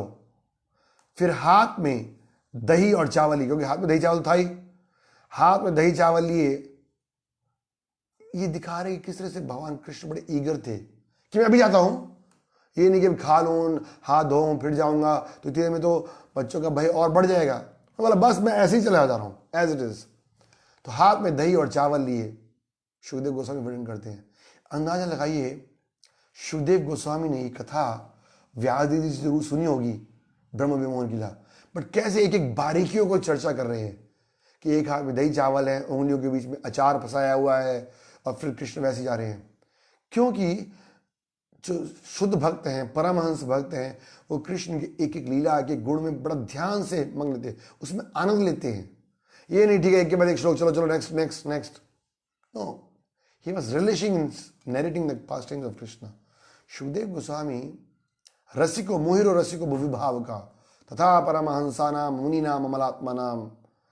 पिबत भाव, जो भागवत जो सुनते हैं, गाने वाले जो भक्त हैं, वो रसिक हैं, वो एक एक शब्द में, एक एक लीला में आनंद ले रहे थे। और क्या किया, भगवान कृष्ण तुरंत ही अपने मित्रों के बछड़ों को खोजने के लिए चल पड़े। प्रभुपाद लिखते कि भगवान को कुछ भी करने योग्य नहीं है, ना तस्य कार्य करण न विद्यते। भगवान को अपने लिए कुछ भी नहीं करना होता, क्योंकि वे अपनी शक्ति द्वारा सारे काम कर सकते थे। तो भगवान चाहते तो अपनी शक्तियों से ग्वाल बालों के बछड़ों को भी वापस बुला सकते थे, लेकिन नहीं, क्योंकि कृष्ण की लीला शक्ति चाहती थी कि कुछ अद्भुत लीला हो है। तो क्या हुआ, वो स्वयं चल पड़े अपने मित्रों को तुष्ट करने के लिए। सारे पर्वतों, गुफाओं, झाड़ियों और संकरे मार्ग में वो खोजने लगे। इतना सर्च ऑपरेशन करने की जरूरत थी क्या भगवान को? भगवान सब कुछ जानते हैं कि किसने ये क्या काम किया है, लेकिन भगवान पर्वतों में जा रहे हैं, गुफाओं में जा रहे हैं, झाड़ी में जा रहे हैं। जैसे हमने रामायण में सुना था ना, भगवान राम ढूंढ रहे हैं सीता मैया, कहाँ है सीता, कहाँ है सीता। अरे वो ढूंढ कहाँ आते, वो तो पर्वतों में जाकर, झाड़ी में आकर, जंगलों में जाकर उन अनेक ऋषि मुनियों को आशीर्वाद दे रहे थे, जो कई सालों से उनका तपस्या का इंतजार कर रहे थे। तो यहां पर भी हमने सुना था परसों कि किस तरह से कृष्ण नंगे पैर क्यों जाते हैं, क्योंकि वो चाहते हैं कि जो लताएं के रूप में ऋषि मुनि हैं उनके चरणों का स्पर्श करें। तो भगवान ढूंढने निकल पड़े, पर्वत में, गुफा में, झाड़ियों में जाकर ढूंढ रहे हैं कि कहाँ हैं उनके बच्चों के बछड़े। हे महाराज परीक्षित, स्वर्ग लोक में वास करने वाले ब्रह्मा जी ने अगासुर के वध करने और मोक्ष देने के लिए सर्वशक्तिमान भगवान कृष्ण के कार्यकलापों को देखा था, और वे अत्यधिक चकित थे। वो चकित इस बात पे थे कि कहां इतने बड़े असुर को भगवान ने बड़ी आसानी से मार दिया, और अब ये क्या हाथ में दही चावल लेके घूम रहे हैं, बच्चों का झूठा खा रहे हैं। अब वही ब्रह्मा कुछ अपनी शक्ति दिखाना चाहते थे, और उन कृष्ण की शक्ति देखना चाह रहे थे, जो मानो सामान्य ग्वाल बालों के साथ खेलते हुए अपनी बाल लीलाएं कर रहे हैं। ब्रह्मा जी के पास शक्ति है, सृजन शक्ति है, सृष्टि की शक्ति है। तो भगवान ने बोला, ब्रह्मा जी ने सोचा थोड़ा मैं भी अपनी शक्ति दिखाऊं, ये कौन है बच्चा। और अब तो सुना तो मैंने है कि स्वयं भगवान है, तो मैं इनकी भी शक्ति देखता हूं कि कितने शक्तिशाली हैं ये। कृष्ण की अनुपस्थिति में ब्रह्मा जी ने पहले सारे बछड़ों को चोरी किया। जब बछड़े नहीं मिले, भगवान वापस आए तो बालकों को भी चोरी कर लिया। कृष्ण की अनुपस्थिति में ब्रह्मा ने सारे बालकों और बछड़ों को किसी दूर स्थान पर ले जाकर चले गए। इस तरह वे फंस गए। यहां पर लिख रहे हैं सुखदेव गोस्वामी कि इस तरह फंस गए, क्योंकि निकट भविष्य में वो देखेंगे कि कृष्ण कितने शक्तिशाली भक्त हैं।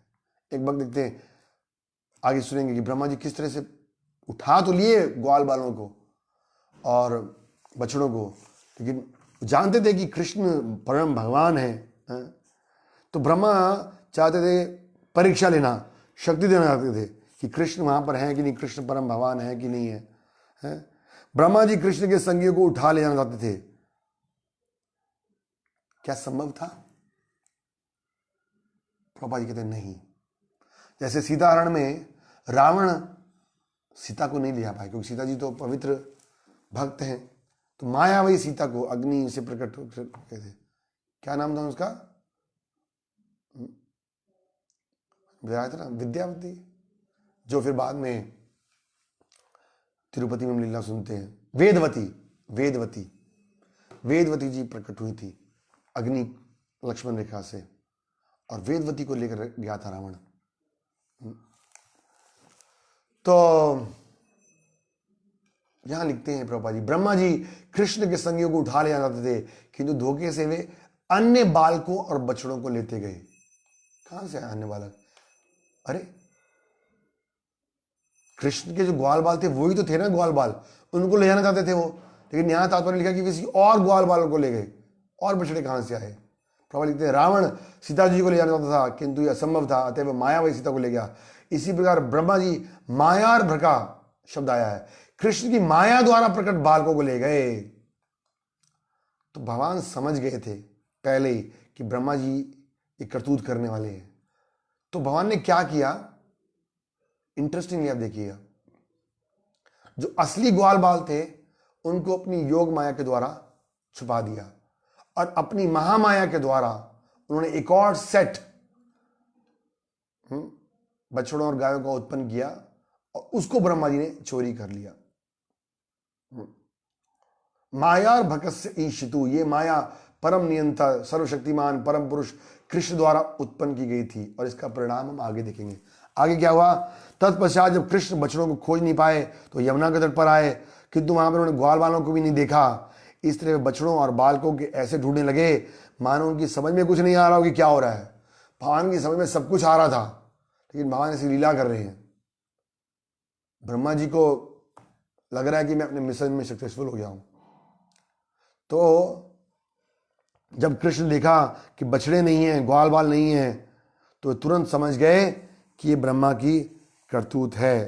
यानी कि कृष्ण क्या है, विश्वित सारे ब्रह्मांड में घटने वाली प्रत्येक बात को जानते हैं भगवान, लेकिन अबोध बालक की तरह ब्रह्मा की करतूत के प्रति अनभिज्ञता प्रकट कर रहे थे। सोच रहे मुझे कुछ पता नहीं चल रहा है। ये लीला ब्रह्म विमोहन कहलाती है। Interesting point to be noted. असली में ब्रह्मा जी आए थे मोहित करने के लिए, कृष्ण को टेस्ट करने के लिए, लेकिन असली में हम देखेंगे ब्रह्म विमोहित, स्वयं ब्रह्मा जी विमोहित होते हैं। ब्रह्म विमोहन लीला का मतलब क्या है कि आए तो थे ब्रह्मा जी कृष्ण को चकमा देने के लिए, कृष्ण की परीक्षा देने के लिए, लेकिन ब्रह्मा जी स्वयं विमोहित होते हैं। आगे चलते हैं हम। ब्रह्मा, तो उसके बाद ब्रह्मा जी को और बछड़ों और ग्वाल बालों की माताओं को आनंदित करने के लिए, ये बड़ा इंपॉर्टेंट पॉइंट है। भगवान ने क्या किया, अब बछड़े और ग्वाल बाल तो चोरी हो गए हैं, तो उन्होंने क्या किया, ब्रह्मा जी को आनंद देने के लिए और बछड़ों और ग्वाल बालों की माताओं को आनंद देने के लिए। ब्रह्मा भी सोच रहा था मेरे को आनंद चाहिए, तो भगवान का ले ले तू आनंद। और खासकर से बछड़ों और ग्वाल बालों की माताओं को आनंद देने के लिए समस्त ब्रह्मांड के सृष्टा कृष्ण ने बछड़ों और बालकों के रूप में अपना विस्तार कर लिया।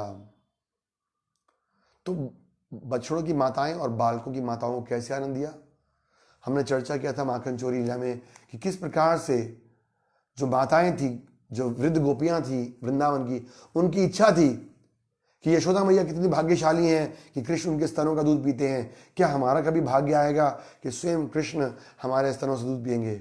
इसी प्रकार जो बाकी गायें थी उनको ईर्ष्या नहीं थी, यशोदा की सखियों को ईर्ष्या नहीं थी कि यशोदा से, लेकिन उनकी एक हार्दिक इच्छा थी कि कृष्ण हमारे पुत्र बनकर हमारे स्तन का पान करें।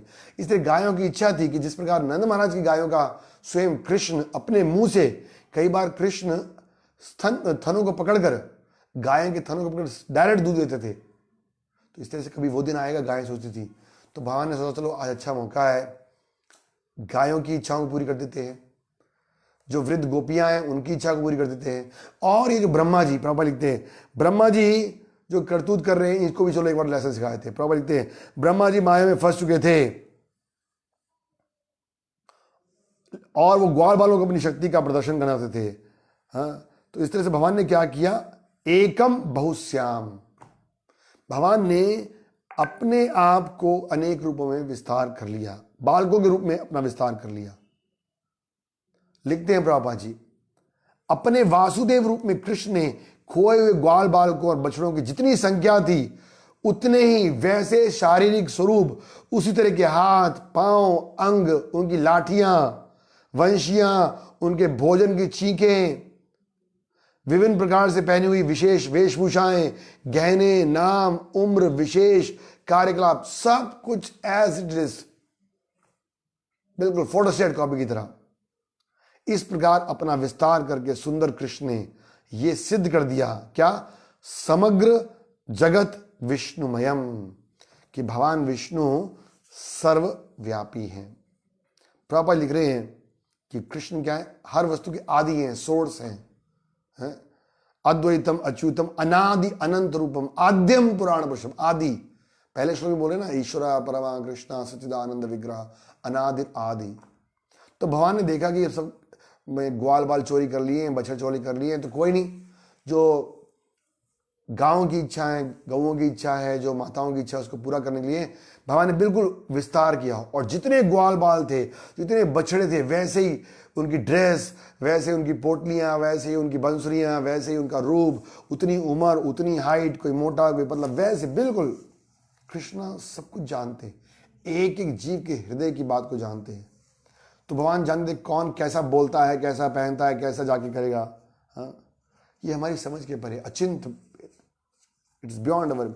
इसीलिए सुखदेव गोस्वामी ने बोला ना कि अत्यंत गुह्य लीलाएं हैं, राजन तुम कोई साधारण व्यक्ति समझ नहीं सकता है, लेकिन अगर विनीत भाव से श्रद्धा के साथ हम इनको सुनेंगे, जैसे हमने वो मोची कहानी सुनी ना, नारद जी ने बोला कि भगवान तो सुई की नोक में से सुई की नोक में से क्या कर रहे थे, हाथ ही निकाल रहे थे। तो ब्राह्मण को विश्वास नहीं हुआ, एक मोची ने बोला बड़ी अच्छी बात है। तो नारद जी ने बोला तुम्हें विश्वास है इस बात पर? तो मोची ने बोला क्यों नहीं, जब भगवान एक छोटे से बीज के अंदर से पूरा बरगद का पेड़ निकाल सकते हैं, तो सुई की छेद में से और हाथ ही निकालना कौन सी? श्रद्धा थी उनके अंदर। तो जब श्रद्धा थी तो भगवान के इस लीलाओं को समझ सकते हैं। अतः प्रभा लिखते हैं, मनुष्य को चाहिए कि आचार्यों से कृष्ण के विषय में सुने। अगले श्लोक में लिखते हैं, इस तरह अपना विस्तार करने के बाद वे सभी बछड़ों और बालकों की तरह लगे, और साथ ही उनके अगुआ भी लगे। कृष्ण ने अपने पिता नंद महाराज की व्रज भूमि में इस प्रकार प्रवेश किया जिस तरह वे उन सबके साथ आनंद मनाते हुए सामान्यतया किया करते थे। जैसे रोज आते थे ना, वैसे ही उतने ही ग्वाल बाल बन गए, उतने ही बछड़े बन गए, वैसे ही ड्रेस कोड में, और कृष्ण सबके संग बंस में जाते हुए दोबारा से वृंदावन में प्रवेश कर रहे हैं। किस लिए प्रवेश कर रहे हैं? आनंद प्रदान करने के लिए नंद महाराज को, यशोदा मैया को, और यहाँ पे भगवान के लिए शब्द आया है सर्वात्मा, सबको आनंद देने के लिए भगवान प्रवेश करते हैं। सुखदेव गोस्वामी कहते हैं, महाराज परीक्षित, जिन कृष्ण ने अपने को विभिन्न बछड़ों और भिन्न भिन्न ग्वाल बालों में विभक्त कर लिया था, वे अब बछड़ों के रूप में जो कृष्ण हैं अपनी गौशालाओं में जाते हैं, और जो बच्चे हैं वो अपने घर में प्रवेश कर गए। पिछले श्लोक में क्या बोला भगवान ने, सुखदेव गोस्वामी ने, कि वो एंटर किए हैं, तो सब लोग आनंद से देख रहे हैं। और अब बछड़े अपने गौशाला में चले गए, बच्चे अपने घरों में चले गए हैं। कौन है ये सब? स्वयं कृष्ण है। बालकों की माताओं ने अपने अपने पुत्रों की वंशियों और बिगलों को ध्वनि को सुनकर अपना गृह कार्य छोड़ दिया और उन्हें गोदी में उठा लिया, उनका आलिंगन किया, और प्रगाढ़ प्रेम के कारण, और खासकर से लिखते हैं विशेष रूप से कृष्ण के प्रति प्रेम के कारण, स्तनों से बह रहे दूध को उनको पिलाने लगी। कृष्ण सर्वस्व हैं, लेकिन उस समय वो अत्यधिक स्नेह व्यक्त करती हुई कृष्ण को दूध पिलाने में विशेष आनंद का अनुभव करने लगी, और कृष्ण ने उन माताओं का क्रमशः दूध पिया मानो वे अमृतमय पेय हो। प्रभुपाद क्लियर लिखते हैं, ये जो गोपियां थी वो जानती थी कि कृष्ण यशोदा के पुत्र हैं, लेकिन उनकी इच्छा थी कि यदि कृष्ण मेरे पुत्र होते तो मैं भी यशोदा की तरह उनकी देखभाल करती। ये उनकी आंतरिक इच्छा थी। और भगवान तो क्या है, सबकी इच्छा को पूरी करने वाले हैं, सर्वस्व है। तो उन्हें तुष्ट करने के लिए अब उनका पुत्र रूप धारण करके कृष्ण ने उनकी अभिलाषा पूरी की। स्वयं कृष्ण उनकी गोदी में बैठे हैं और उनका स्तनपान कर रहे हैं।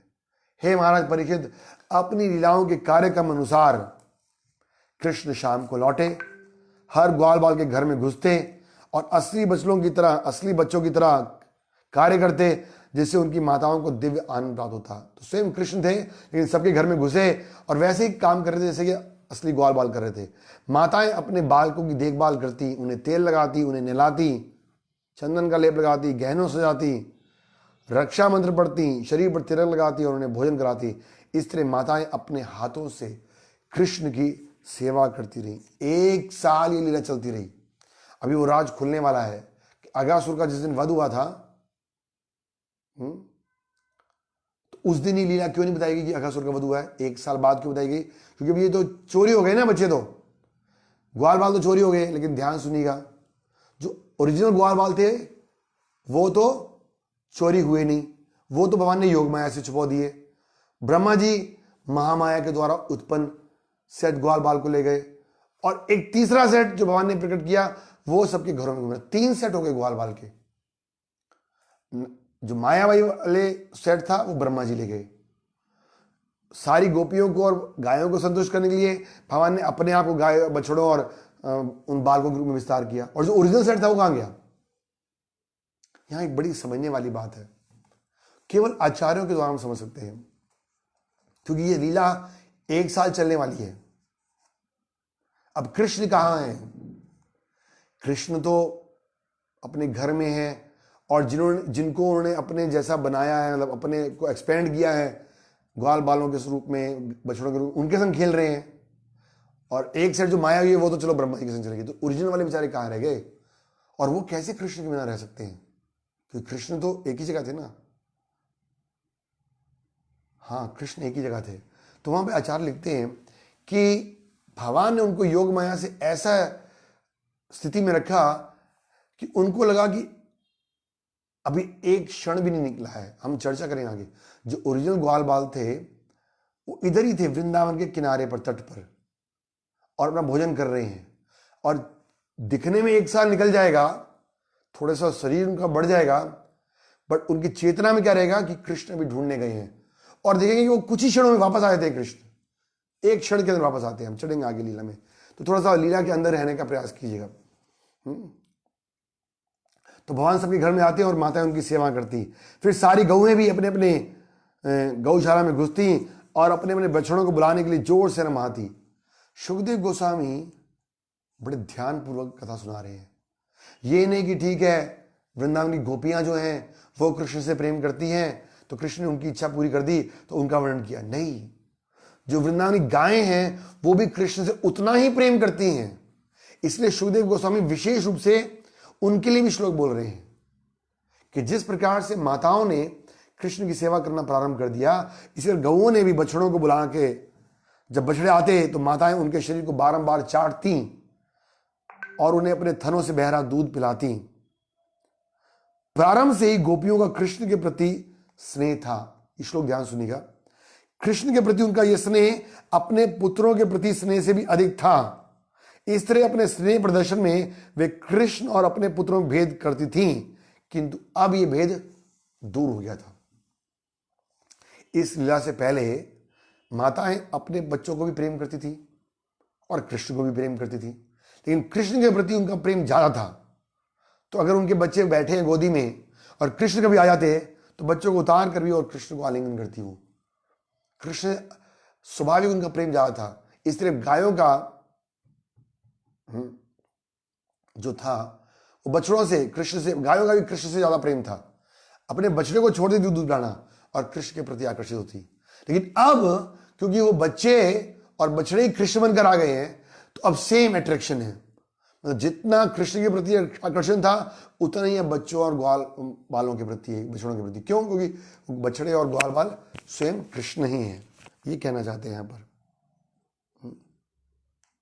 यद्यपि ब्रजभूमि के सारे निवासी ग्वालों और गोपियों में पहले से ही कृष्ण के लिए अपने निजी पुत्रों से अधिक स्नेह था। 2 बार एक ही बात को बोल रहे हैं सुखदेव गोस्वामी, इनडायरेक्टली हिंट कर रहे हैं हम सब लोगों के लिए भी। असली स्नेह जो हमारा है वो कृष्ण के साथ होना चाहिए, बाकी जो से ज्यादा होना चाहिए। बट यहां तो उतना भी नहीं है। उतना क्या, उसका 10% भी नहीं है।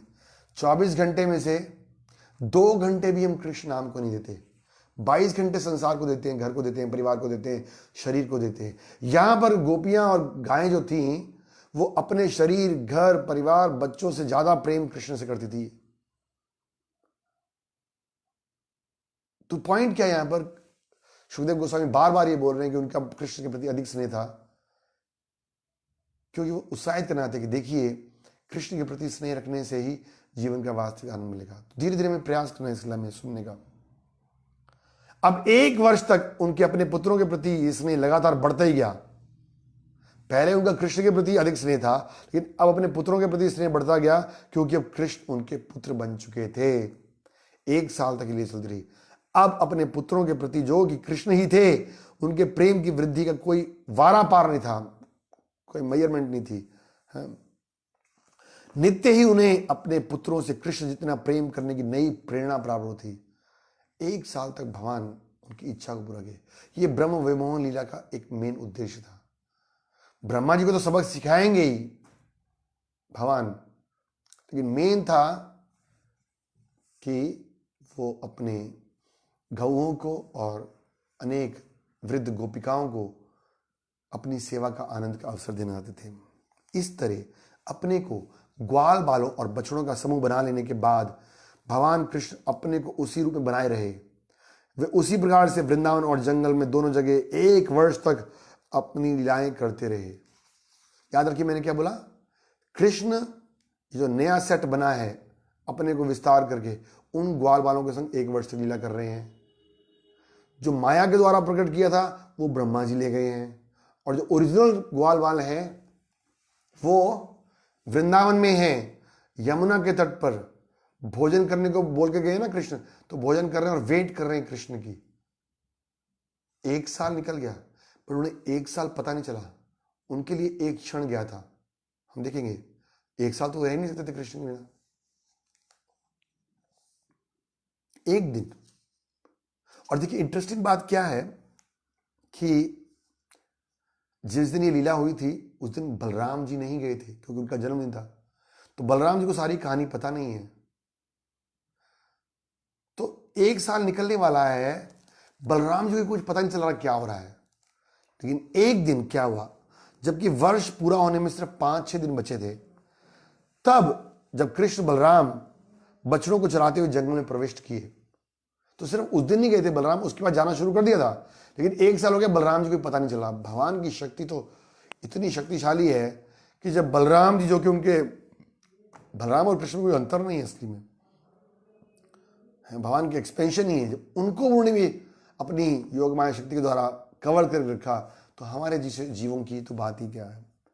भगवान जंगल में जाते हैं तो क्या होता है, गोवर्धन की चोटी पर, पीक पर गायें चर रही हैं, हरी घास खोज रही हैं, और गाय चर रही हैं और वो नीचे देख रही है कहीं घास अच्छी हरी मिले। और जब नीचे उन्होंने देखा तो अपने बछड़ों को देखा जो कि वृंदावन में नीचे घास चर रही थी। गौएं तो शक्तिशाली हैं, ऊपर चढ़ जाती, और जो बछड़े थे वो नीचे ही घास चर रहे थे। तो गौएं देख तो रही थी घास कहाँ है नीचे की तरफ, लेकिन जैसे उन्होंने अपने बछड़ों को देखा, रोज होता था ये काम, बछड़ों को रोज देखते थे वो, लेकिन बछड़ों की तरफ ध्यान नहीं आता था उनका, घास चढ़ती थी अपनी।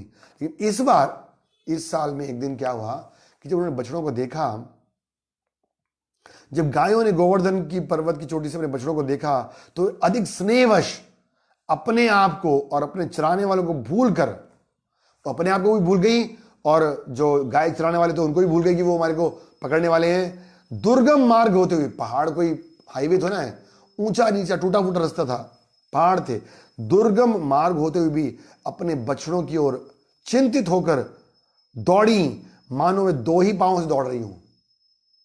कितने पांव होते हैं यहाँ के? 4 होते ना, ऐसे तेज दौड़ रही है फटाफट अपने बछड़ों को देखकर, क्योंकि वो बछड़े कौन है अभी? कृष्ण है। अब ये बात सिर्फ 5 दिन पहले क्यों रिवील हो रही है? क्योंकि भगवान चाहते नहीं थे कि बलराम जी को भी पता चले, लेकिन अब भगवान ने सोचा कि अभी एक साल होने वाला है, जो ओरिजिनल सेट है वो बेचारे इंतजार ना करते रह जाते, तो भगवान ने लीला को स्विच ऑफ ऑन करना है, तो इसलिए भगवान ने अब सोचा इनको बताना चाहिए। तो भगवान ने क्या किया उस दिन, उन गायों का ना, उनके बछड़ों के प्रति इतना प्रेम बढ़ गया, दौड़ पड़ी, उनके थन दूध से भरे थे और उनमें से दूध बह रहा था, उनके सिर और पूंछें उठी हुई थी, उनके कुबड़ उनकी गर्दन के साथ हिल रहे थे। वे तब तक तेजी से दौड़ती रहीं जब तक कि वे अपने बच्चों के पास दूध पिलाने पहुंच नहीं पाए। प्रभुपाद लिखते हैं कि गाय और बछड़े अलग अलग चरते हैं, बड़े लोग गाय की रखवाली करते हैं और छोटे लड़के बछड़ों की, लेकिन इस बार गायों ने जैसे ही बछड़ों को देखा दौड़ पड़ी। एक तो ये बात हुई आश्चर्यचकित, और दूसरी आश्चर्यचकित बात क्या हुई कि गाय जैसे अपने नए बच्चों को जन्म देती है, तो ज्यादातर नए बच्चे को जब जन्म देती है तो नए बच्चे को अपना दूध पिलाती है, और जो बड़ा बच्चा होता है फिर उसको घास चढ़ता है तो उसको दूध पिलाने की आवश्यकता नहीं रहती है। तो 1 साल हो गया है ना, तो नए बच्चे ने जन्म दिया है, तो ये नए बच्चे को दूध नहीं दे रही वो। गौ ने नए बछड़े को जन्म दिया था, किंतु गोवर्धन पर्वत से नीचे आते हुए अपने पुराने बछड़े, जो कि 1 साल पुराने हैं कम से कम, अतीव स्नेह कारण इन्हीं बछड़ों को अपने थन का दूध पिलाने दिया। वे चिंतित होकर उनका शरीर चाटने लगी, मानो उन्हें निगलना न आती हो, क्योंकि वो स्वयं कृष्ण है। तो चाहे नए बच्चों को दूध की ज्यादा आवश्यकता थी, लेकिन पहले तो दौड़ी दौड़ी आई, पहाड़ से दौड़ती दौड़ती आ रही हैं, इतना उनका आतुरता था कृष्ण की तरफ मिलने का। और फिर नए बच्चों को छोड़कर, नए बछड़ों को छोड़कर और कृष्ण को दूध पिलाने जाती है। गौओं को उनके बछड़ों के पास जाने से रोकने में असमर्थ। अरे जो ग्वाले देख रहे कहां दौड़ रही गायें, बेचारे परेशान हो गए और उनको गुस्सा आ गया कि अरे हम अपनी गायों को कंट्रोल नहीं कर पा रहे हैं। और उन्होंने क्या किया, बड़ी मुश्किल से पहाड़ों को नीचे उतर कर आए, और जब नीचे आए तो उन्होंने क्या देखा, उन्होंने अपने पुत्रों को देखा। और वो पुत्र कौन थे, वो भी कृष्ण थे। तो जब उन्होंने अपने पुत्रों को देखा तो अत्यधिक स्नेह से अभिभूत हो गए। तो गायों ने कृष्ण के रूप में अपने बछड़ों को देखा, ग्वाल जो ग्वाल थे उनके भी पुत्र जो कृष्ण बने हुए थे उन्होंने उनको देखा, और दोनों एक दूसरे को भूल गए सबको। उस समय ग्वालों के सारे विचार अपने अपने पुत्रों को देखने में वात्सल्य प्रेम में विलीन हो गए। अत्यधिक आकर्षण का अनुभव करने से उनका क्रोध गायब हो गया। क्रोध किसके ऊपर था, गायों के ऊपर, कि गायें क्यों अपने बछड़ों की तरफ दौड़ रही हैं, और क्यों जो जवान बछड़े हैं उनको दूध नहीं पिला रही हैं और पुराने बछड़ों को दूध पिला रही हैं। लेकिन जैसे उन्होंने अपने बच्चों को देखा जो कि कृष्ण थे, तो सारा गुस्सा दूर हो गया।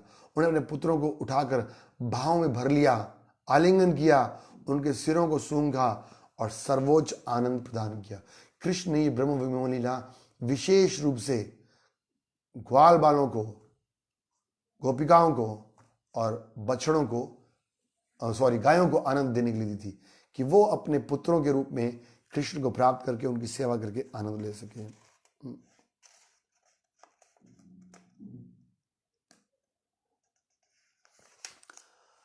उसके बाद जो बड़े ग्वाले थे अपने पुत्रों के आलिंगन में अत्यंत तुष्ट होकर बड़ी कठिनाई से और अनिच्छा से उनका आलिंगन धीरे धीरे छोड़कर जंगल लौटने लगे। इतने महान भक्त थे वो, कृष्ण उनकी गोदी में बैठे हैं, उनके आलिंगन करे, छोड़ने का मन ही नहीं कर रहा था। ये है कृष्ण प्रेम का रिजल्ट। हम तो माला को फटाफट छोड़ते हैं, जैसे ही चलो 16 माला किसी तरह पूरी और दोबारा देखने जाते हैं उसको कल तक, क्योंकि कलयुग में हमें पता ही नहीं है कि कृष्ण और कृष्ण के नाम में कोई अंतर नहीं है। बट एक बार कृष्ण का दर्शन करने के बाद उनको छोड़ने का मन ही नहीं कर रहा था। वो कह रहे हैं बड़ी मुश्किल से और अनिच्छा से उनका आलिंगन धीरे धीरे छोड़ा और फिर जंगल की तरफ लौटे। किंतु जब उन्हें अपने पुत्रों का स्मरण आया तो उनकी आंखों में आंसू आ गए। छोड़ के चले तो गए, लेकिन फिर उनके विरह में दुखी हो गए वो बेचारे। स्नेह दिक्य के कारण गौओं को उन बछड़ों से भी निरंतर अनुराग था। आप देख रहे हैं 4-5 श्लोकों में यही बात चल रही है। क्या शुकदेव गोस्वामी मतलब उनको कोई टेंशन नहीं है कि भाई परीक्षित महाराज शरीर छोड़ना है, या परीक्षित महाराज को भी टेंशन होनी चाहिए कि भाई आगे चलो, भैया आगे क्या हुआ, ये तो आप गाय बछड़े ग्वाल बाल और बच्चों में फंस गए। नहीं, यहां मेन सार बता रहे शुकदेव गोस्वामी कि यदि हमारे जीवन में कृष्ण आते हैं भगवान की कृपा से, गुरु की कृपा से, तो जो महान भक्त हैं वो उनके विरह में फिर रह नहीं सकते हैं। उनको प्राप्त करने के बाद उनको दिव्य आनंद प्राप्त होता है। युगायतम निमिषेण चक्षुषा परुषायतम शून्यायतम जगत सर्वम गोविंद विरहेण में, वो गोविंद के विरह में एक एक क्षण उनको युग की तरह होता है। तो ग्वाल बाल बछड़ों से छूटना नहीं जाते थे बच्चों से, और गौएं बछड़ों से छूटना नहीं जाती थी, क्योंकि बछड़े और ग्वाल बाल इस समय कौन है, स्वयं कृष्ण ही बने हुए हैं। गौओं को उन बछड़ों के संग निरंतर अनुराग हो गया, जो बड़े होने के कारण उनका दूध पीना छोड़ चुके थे। जब बलदेव ने देखा ये क्या हो रहा है, अभी गायें आनंद ले रही हैं, ग्वाल बाल आनंद ले रहे हैं, गोपिकाएं आनंद ले रही हैं, लेकिन बलराम जी ने बोला कुछ गड़बड़ है। बलराम ने देखा तो इसका कारण उनकी समझ में नहीं आया। वो सोचने लगे अरे ये तो विचित्र घटना है, सभी व्रजवासियों का, कह रहे मेरे समेत, बलराम जी सोच रहे मेरे समेत मतलब मेरे को लेकर, मेरे समेत सभी व्रजवासियों का बालकों और बछड़ों के प्रति अपूर्व प्रेम बढ़ गया है। इससे पहले ऐसा कभी देखा ही नहीं। ये जितने भी ग्वाल बाल थे और गायें थी, इनका प्रेम तो कृष्ण के प्रति था ज्यादा, लेकिन अभी अपने बच्चों के प्रति, बछड़ों के प्रति इतना प्रेम कैसे बढ़ गया? उतना ही हो गया प्रेम जितना कृष्ण के प्रति था। ये तो पहले कभी देखा ही नहीं। और सोचने लगे ये योग शक्ति ये कौन सी है, कहां से आई है, क्या कोई देवी है, कोई राक्षसी है? सोचा है उन्होंने एक बार, और फिर सोचे नहीं, कोई देवी शक्ति तो वृंदावन में प्रवेश कर नहीं सकती। कोई राक्षस अगर प्रवेश करता तो कृष्ण बलराम उसको मार देते हैं। तो ये कौन भ्रम करने वाली शक्ति है? और फिर उन्होंने बोला हो ना हो अवश्य ही ये मेरे प्रभु कृष्ण की माया होगी, क्योंकि उनके अतिरिक्त मुझे और कौन मोह सकता है। That is the reason. इसलिए बलराम जी को उस दिन लेकर नहीं गए थे कृष्ण अगासुर की लीला में, क्योंकि बलराम जी वहां होते तो ब्रह्मा जी चोरी नहीं कर पाते ना, क्योंकि कृष्ण तो बछड़े ढूंढने गए थे, बलराम जी को भी बिठा के जाते। और बलराम जी के होते, हाँ, ब्रह्मा जी को ऐसा लग रहा था कि उन्होंने बछड़ों को विमोहित कर दिया है। असली में भगवान ने अपनी योग माया से विमोहित किया था, लेकिन बलराम जी के होते वो नहीं कराते थे। तो बलराम जी कह रहे कि मेरे को कोई विमोहित नहीं कर सकता एक कृष्ण को छोड़कर। तो गुरु जो है वो किसी भी प्रकार के विमोहन में नहीं आता है।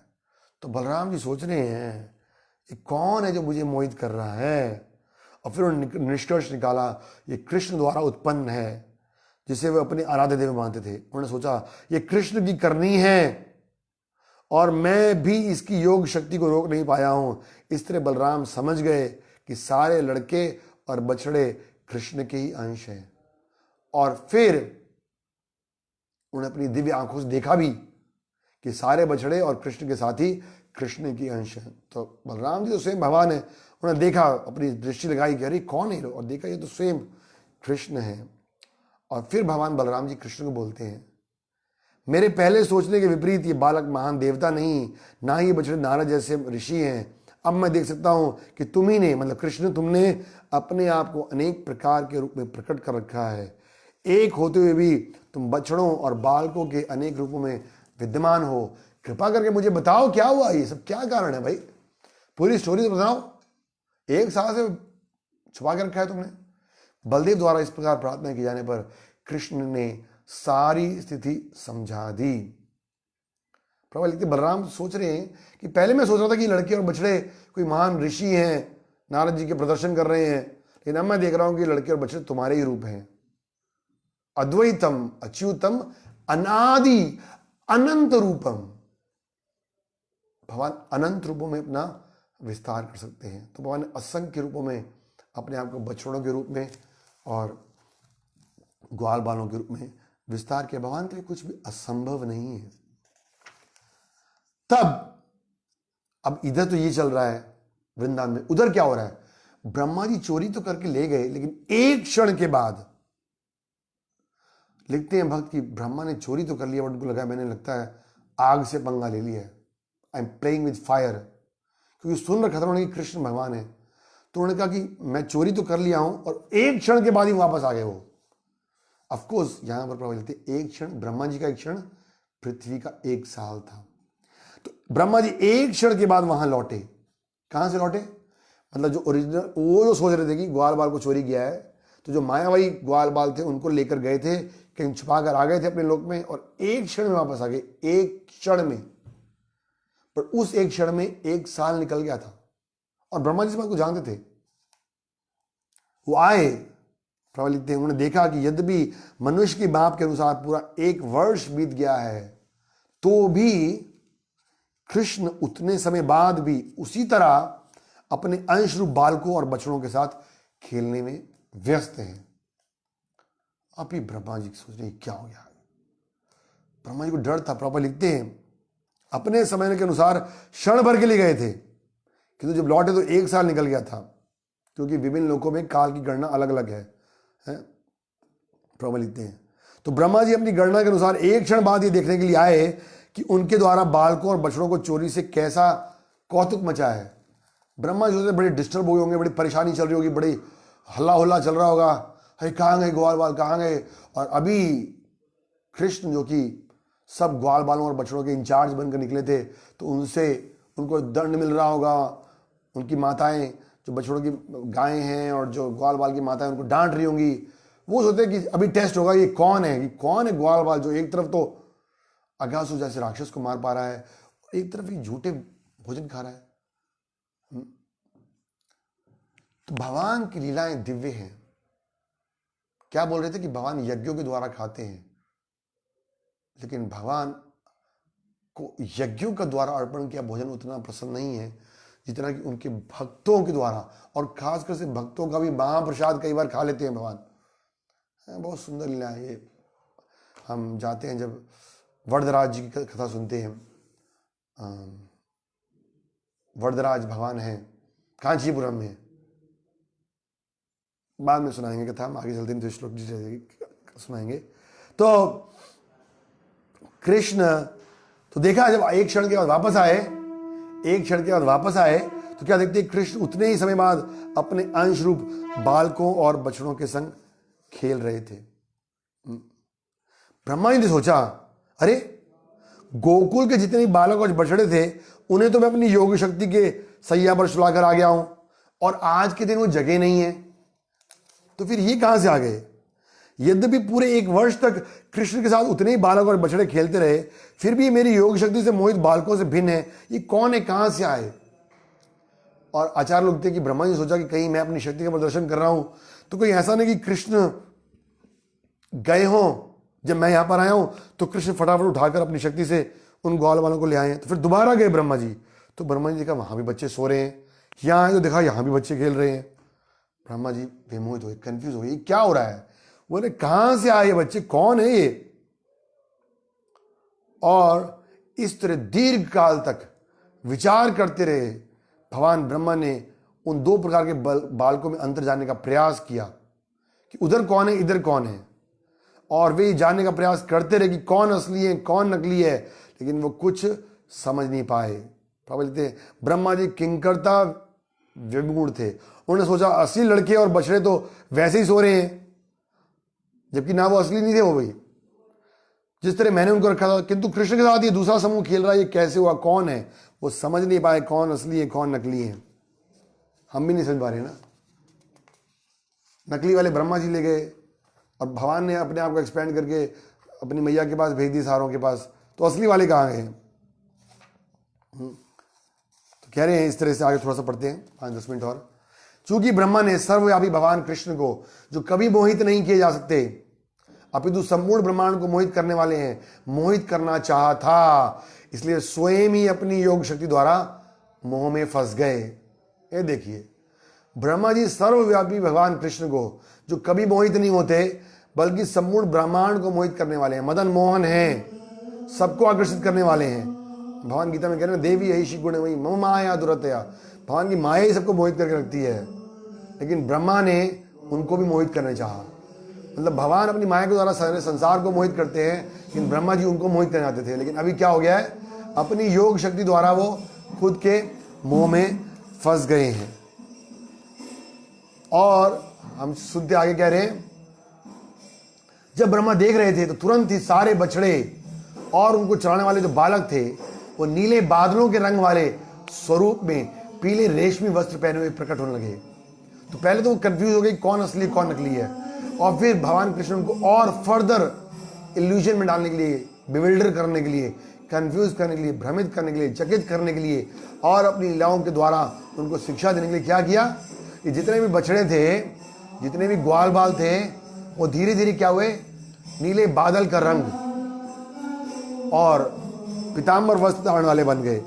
और क्या बन गए ये, इन सबों के 4 हाथ थे, जिसमें शंख चक्र गदा कमल धारण किए थे, सर पर मुकुट थे, कान में कुंडल थे, फूलों की हार थे, वक्षस्थल के दाहिनी ओर लक्ष्मी का चिन्ह था, भगवान का रूप बन गए।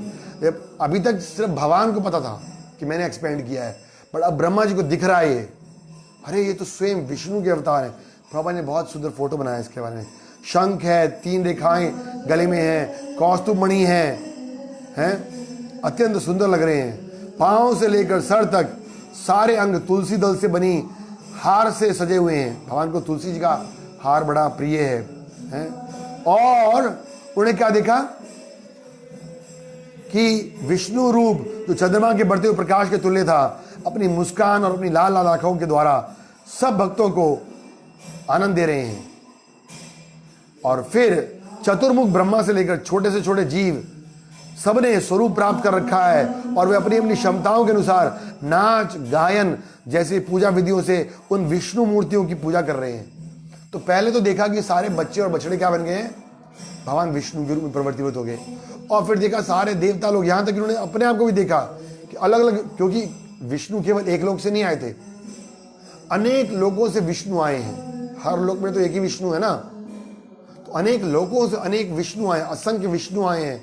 और ये तो सिर्फ चतुर्मुखी ब्रह्मा थे, लेकिन अनेक लोगों से अनेक मुखों वाले ब्रह्मा आए हैं। हमने स्टोरी पहले भी पढ़ी है, चैतन्य चरितामृत में वर्णन आता है किस प्रकार एक बार जब ब्रह्मा जी जाते हैं वैकुंठ में भगवान का दर्शन करने के लिए, जय विजय बोलते हैं किससे मिलना है, बोला भगवान के दर्शन करने। बोले कौन हो, अरे ब्रह्मा हूँ।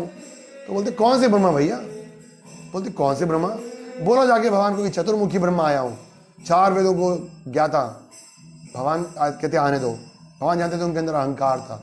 प्रवेश किया उन्होंने, भगवान को प्रणाम किया। भगवान ने पूछा कैसे है, सब ठीक ठाक है, बताइए क्या सेवा है। ब्रह्मा जी बोला पहले तो मुझे ये बताओ कि कितने ब्रह्मा है भैया, ये तुम्हारे चौकीदार जो बोल रहे हैं कि कौन से ब्रह्मा हो, क्या और भी कोई ब्रह्मा है। और तब भगवान मुस्कुराए और एक एक करके 10 मुख, 100 मुख, 1000 मुख, लाख मुख वाले ब्रह्मा जी आ गए और प्रणाम करने लगे। और तब ब्रह्मा जी को अपनी समझाई। इसी तरह उन्होंने अब देख रहे हैं कि सही लोग, ब्रह्मा जी आ रहे हैं, शिव जी आ रहे हैं, सारे जीव आके उनकी पूजा कर रहे हैं और सारे सिद्धियों वाले हैं। तब भगवान ब्रह्मा ने देखा कि काल, संस्कार, कर्म सब भगवान शक्ति के अधीन होकर विष्णु मूर्तियों की पूजा कर रहे हैं। हम थोड़े 2 श्लोक रह गए, पढ़ लेते हैं, फिर कल विषय में चर्चा करेंगे। वे समस्त विष्णु मूर्तियां शाश्वत थीं और उपनिषदों के अध्ययन में ज्ञानवान थे। इस प्रकार भगवान ब्रह्मा ने परम ब्रह्म को देखा जिसकी शक्ति से ये संपूर्ण ब्रह्मांड सारे चर और अचर प्राणियों समेत व्यक्त था। उन्होंने उसी के साथ सारे बछड़ों को भी देखा, बालकों को भी देखा। अरे मतलब पहले देखे कि दोनों तरफ बछड़े और बालक हैं, फिर देखा वो बछड़े और बालक विष्णु मूर्ति बन गए, फिर देखा वो विष्णु मूर्ति भी है, बछड़े बालक भी है, फिर विष्णु मूर्ति, फिर बछड़े बालक बन रहे हैं। ये सब देखकर बड़े आश्चर्यचकित हो रहे हैं। तब उन विष्णु मूर्तियों की तेज शक्ति से ब्रह्मा की 11 इंद्रियां आश्चर्य से शुद्ध रह गई और दिव्य आनंद से स्तब्ध हो गई और वे मौन हो गए। एक बात इंपॉर्टेंट सुन लीजिए, पर ब्रह्म मानसिक तर्क के परे है। तो जो ब्रह्म विमोहन लीला है ना, ये हमारे कौन से अनर्थ को रिप्रेजेंट करती है, हम डिटेल में चर्चा करेंगे इसकी लीला को कल को आगे। मानसिक तर्क, भगवान क्या है, अचिंत गुणा स्वरूप में है, लेकिन जब हम अपने चिंतन से, अपने मन की, अपनी बुद्धि के अनुसार तर्क के द्वारा भगवान और उनकी लीलाओं को समझने का प्रयास करते हैं तो ये सबसे बड़ा अनर्थ है। तो सुखदेव गोस्वामी कह रहे हैं परम ब्रह्म मानसिक तर्क से परे हैं। भगवान जो है मानसिक तर्क से परे हैं, वे स्वतः व्यक्त, अपने ही आनंद में स्थित और भौतिक शक्ति से परे हैं, स्वतः व्यक्त होते हैं। नोबडी कैन सी कृष्णा, तो भगवान अपने आप को प्रकट करते हैं। वे वेदांत के द्वारा ज्ञान के निरसन करने पर जाना जाता है। इस तरह जिस भगवान की महिमा विष्णु के सभी चतुर्भुज स्वरूपों की अभिव्यक्ति के रूप में प्रकट हुई थी, उसने सरस्वती के प्रभु ब्रह्मा जी को भी मोहित कर दिया। उन्होंने सोचा ये क्या है, और उसके बाद कुछ भी देख नहीं पाए। और जब भगवान कृष्ण ने ब्रह्मा की स्थिति समझी तो उन्होंने तुरंत ही योग माया का पर्दा हटा दिया। योग माया से वो उनको दिखा रहे थे। तब ब्रह्मा जी की चेतना वापस आई, वो उठ खड़े हुए जैसे कि मरा हुआ व्यक्ति खड़ा हुआ हो, और बड़ी मुश्किल से अपनी आंखों को मलते हुए उन्हें देखा। और तब सारी दिशाओं में देखने पर भगवान ब्रह्मा ने तुरंत अपने समक्ष वृंदावन को देखा। इंपॉर्टेंट पॉइंट है, भगवान ने देखा कि तुम क्योंकि ब्रजवासी नहीं हो ना, इसलिए तुम ये सब लीलाओं को नहीं समझ सकते हो। और तब भगवान ने उनको वृंदावन का दर्शन कराया, हाँ, जहाँ वृक्ष थे और जिनके सारी ऋतुओं में आनंद देने वाले थे। वृंदावन भगवान का दिव्य धाम है, जहाँ ना भूख है, ना क्रोध है, ना प्यास है। वहाँ चाहे पशु और मनुष्य जो कि अदरवाइज स्वभाव से वैर रखते हैं, लेकिन वहाँ पर मैत्री भाव से एक साथ भगवान की भक्ति करते हैं। तो वृंदावन का मतलब क्या है? एक, कि सब लोग कृष्ण की सेवा करने में लगे हुए हैं। नंबर 2, आपस में कोई द्वेष नहीं है, कोई ईर्ष्या नहीं है। वहाँ पशु भी हैं, मनुष्य भी हैं, तो कह रहे वैसे स्वाभाविक वैर होना चाहिए उनमें, लेकिन वृंदावन की विशेषता क्या है? कोई वैर नहीं है। तब भगवान ब्रह्मा ने उन परम ब्रह्म को, जो अद्वैय हैं, ज्ञान से पूर्ण हैं, असीम हैं, ग्वालों के परिवार में बालक वेश धारण करके पहले की तरह हाथ में भोजन का कौर लिए बछड़ों को और ग्वाल मित्रों को खोजते हुए एकांत में खड़े देखा। भगवान ने सब कुछ दिखा दिया और फिर सबको गायब कर दिया, और अकेले फिर भगवान खड़े हैं, ढूंढ रहे हैं, चिंता में हैं। चिंता में नहीं थे भगवान, तो आनंद में थे। अब ब्रह्मा जी ने पहले ग्वाल बछड़ों को देखा, वो सब गायब हो गए। फिर भगवान ने विष्णु मूर्तियों को देखा, ब्रह्मा जी ने, वो गायब हो गए। और अब फिर भगवान दोबारा एज इट इज जैसे पहले खड़े थे, चिंता में खड़े हैं। ये देखकर ब्रह्मा तुरंत अपने वाहन हंस से नीचे उतरे और भूमि पर सोने के डंडे के समान गिर गए। कृष्ण के चरण कमलों का स्पर्श अपने सिर में धारण किया और उनके आंखों से आंसू निकलने लगे। हम लीला को चर्चा करेंगे आगे, बहुत ही सुंदर लीला है। ब्रह्मा जी कृष्ण को विमोहित करने आए थे। कृष्ण ने ब्रह्मा जी को पूर्ण रूप से विमोहित किया, और अभी विमोहन खत्म नहीं हुआ है। जो माया के द्वारा ग्वाल बाल है वो वहीं पर है। असली ग्वाल बाल भी यमुना के किनारे हैं, बाकी ग्वाल बाल अपने खेलने में मस्त हो गए हैं, और कृष्ण अकेले वैसे ही खड़े हैं। और हाथ में क्या उनके, वही दही चावल अचार की फांके, जो खाते खाते आए थे, ढूंढ रहे हैं कृष्ण को, कृष्ण ग्वाल बालों को। ये है कृष्ण। मैं एक बात बोलना चाहता हूं, फिर हम क्लास को विराम देंगे। ऐसे तो हम शास्त्रों में पढ़ते हैं कि भगवान कृष्ण परम भगवान हैं, लेकिन जो रसिक आचार्य हैं, जब उनसे चर्चा करेंगे तो ये बड़ी ऊंची बात है। तो उनसे पूछेंगे कृष्ण कौन है, तो अगर कोई आंसर देगा ना कृष्ण परम भगवान है, वो गलत आंसर है। कृष्ण भगवान नहीं है। तो कौन है भैया कृष्ण? तो कहते हैं कृष्ण तो वृंदावन के ग्वाले हैं। हाँ, वृंदावन के ग्वाले हैं, जो कि भक्तों के संग आनंद ले रहे हैं, क्योंकि भगवत्ता तो उनका एक अंश मात्र है। अगर हम कृष्ण को भगवान कहकर सीमित कर देंगे, क्योंकि भगवान में ऐश्वर्य है, बट वो जो आनंद लेने की भावना है वो भगवान से भी परे है। वो भगवान अपने वात्सल्य भक्तों को, माधुर्य भक्तों को, सखा के भक्तों को देते हैं। तो कह रहे हैं कि असली में Krishna is a cowherd boy, सुरभि पालयंतम, जो कि गायों को चला रहे हैं, ग्वाल वालों के संग खेल रहे हैं। और कभी कभी जब जीव उनकी सेवा नहीं करना चाहते हैं, तो उनकी इच्छाओं को पूरा करने के लिए और उनको एक सबक सिखाने के लिए भगवान बन जाते हैं। वो महाविष्णु के रूप में, शिरोदक्षाई विष्णु के रूप में और भगवान के रूप में प्रकट होते हैं। अदरवाइज कृष्णा डजंट लाइक ऐश्वर्य। हमने एक बात पढ़ी थी, यशोदा मैया और ग्वाल वालों को सजा के भेजते थे वो भगवान की तरह आभूषण डालकर, लेकिन वो तो वृंदावन में जंगली फूलों की माला और रंगों से अपने को शोभित करते थे और गायों को चराते थे। तो ये ब्रह्म विमोह लीला हमारे एक अनर्थ को प्रस्तुत करती है, जो कि मानसिक तर्क के द्वारा हम भगवान को समझना चाहते हैं, और अहंकार को, जो कि पोजीशन की वजह से आता है। कल हम इस लीला को जारी रखेंगे और कल सुनेंगे हम किस तरह से फिर ब्रह्मा जी भगवान की स्तुति भी करते हैं। तो ये बड़ी सुंदर लीला है और बड़े सुंदर सुंदर श्लोक आएंगे इसके अंदर, नेक्स्ट चैप्टर के अंदर, जो कि हमें स्मरण भी करने चाहिए। तो आज की कथा को यहीं विराम देते हैं। हरे कृष्णा। जैसे मैंने बताया, आज बहुत ही सुंदर दिन है। आज राधा रमण जी का प्राकट्य दिवस है, आज माधवेंद्रपुरी जी का प्राकट्य दिवस है, आज श्रीनिवास आचार्य का प्राकट्य दिवस है। तो ये सब महान आचार्यों के बारे में सुनना चाहिए। चंदन यात्रा चल रही है, माधवेंद्रपुरी की सुंदर कथा है, हमने कई बार सुनी है। और राधा रमण जी किस प्रकार से गोपाल भट्ट गोस्वामी की सेवा से प्रसन्न होकर शालिग्राम शिला से प्रकट हुए। जैसे कल नरसिंह ऋषि के दिन असली में भगवान सोच रहे थे, गोपाल भट्ट गोस्वामी सोच रहे थे, उनको कोई लोग आभूषण देकर गए, तो सोच रहे थे कि मेरे पास भगवान का विग्रह होता तो मैं भगवान की सेवा करता। तो नरसिंह ऋषि वाला दिन था, और सोच रहे कि भगवान आप तो खंबे से प्रकट हो गए थे। और अगले दिन जब वो आए तो देखा उन्होंने उनकी शालिग्राम शिला से राधा रमण जी निकले। तो बड़ी सुंदर लीलाएं हैं, इनका स्मरण कीजिए, श्रवण कीजिए, जिससे कि हमारा मन कृष्ण लगे। कल हम आगे इस लीला को चर्चा करेंगे। तब तक के लिए हरे कृष्णा।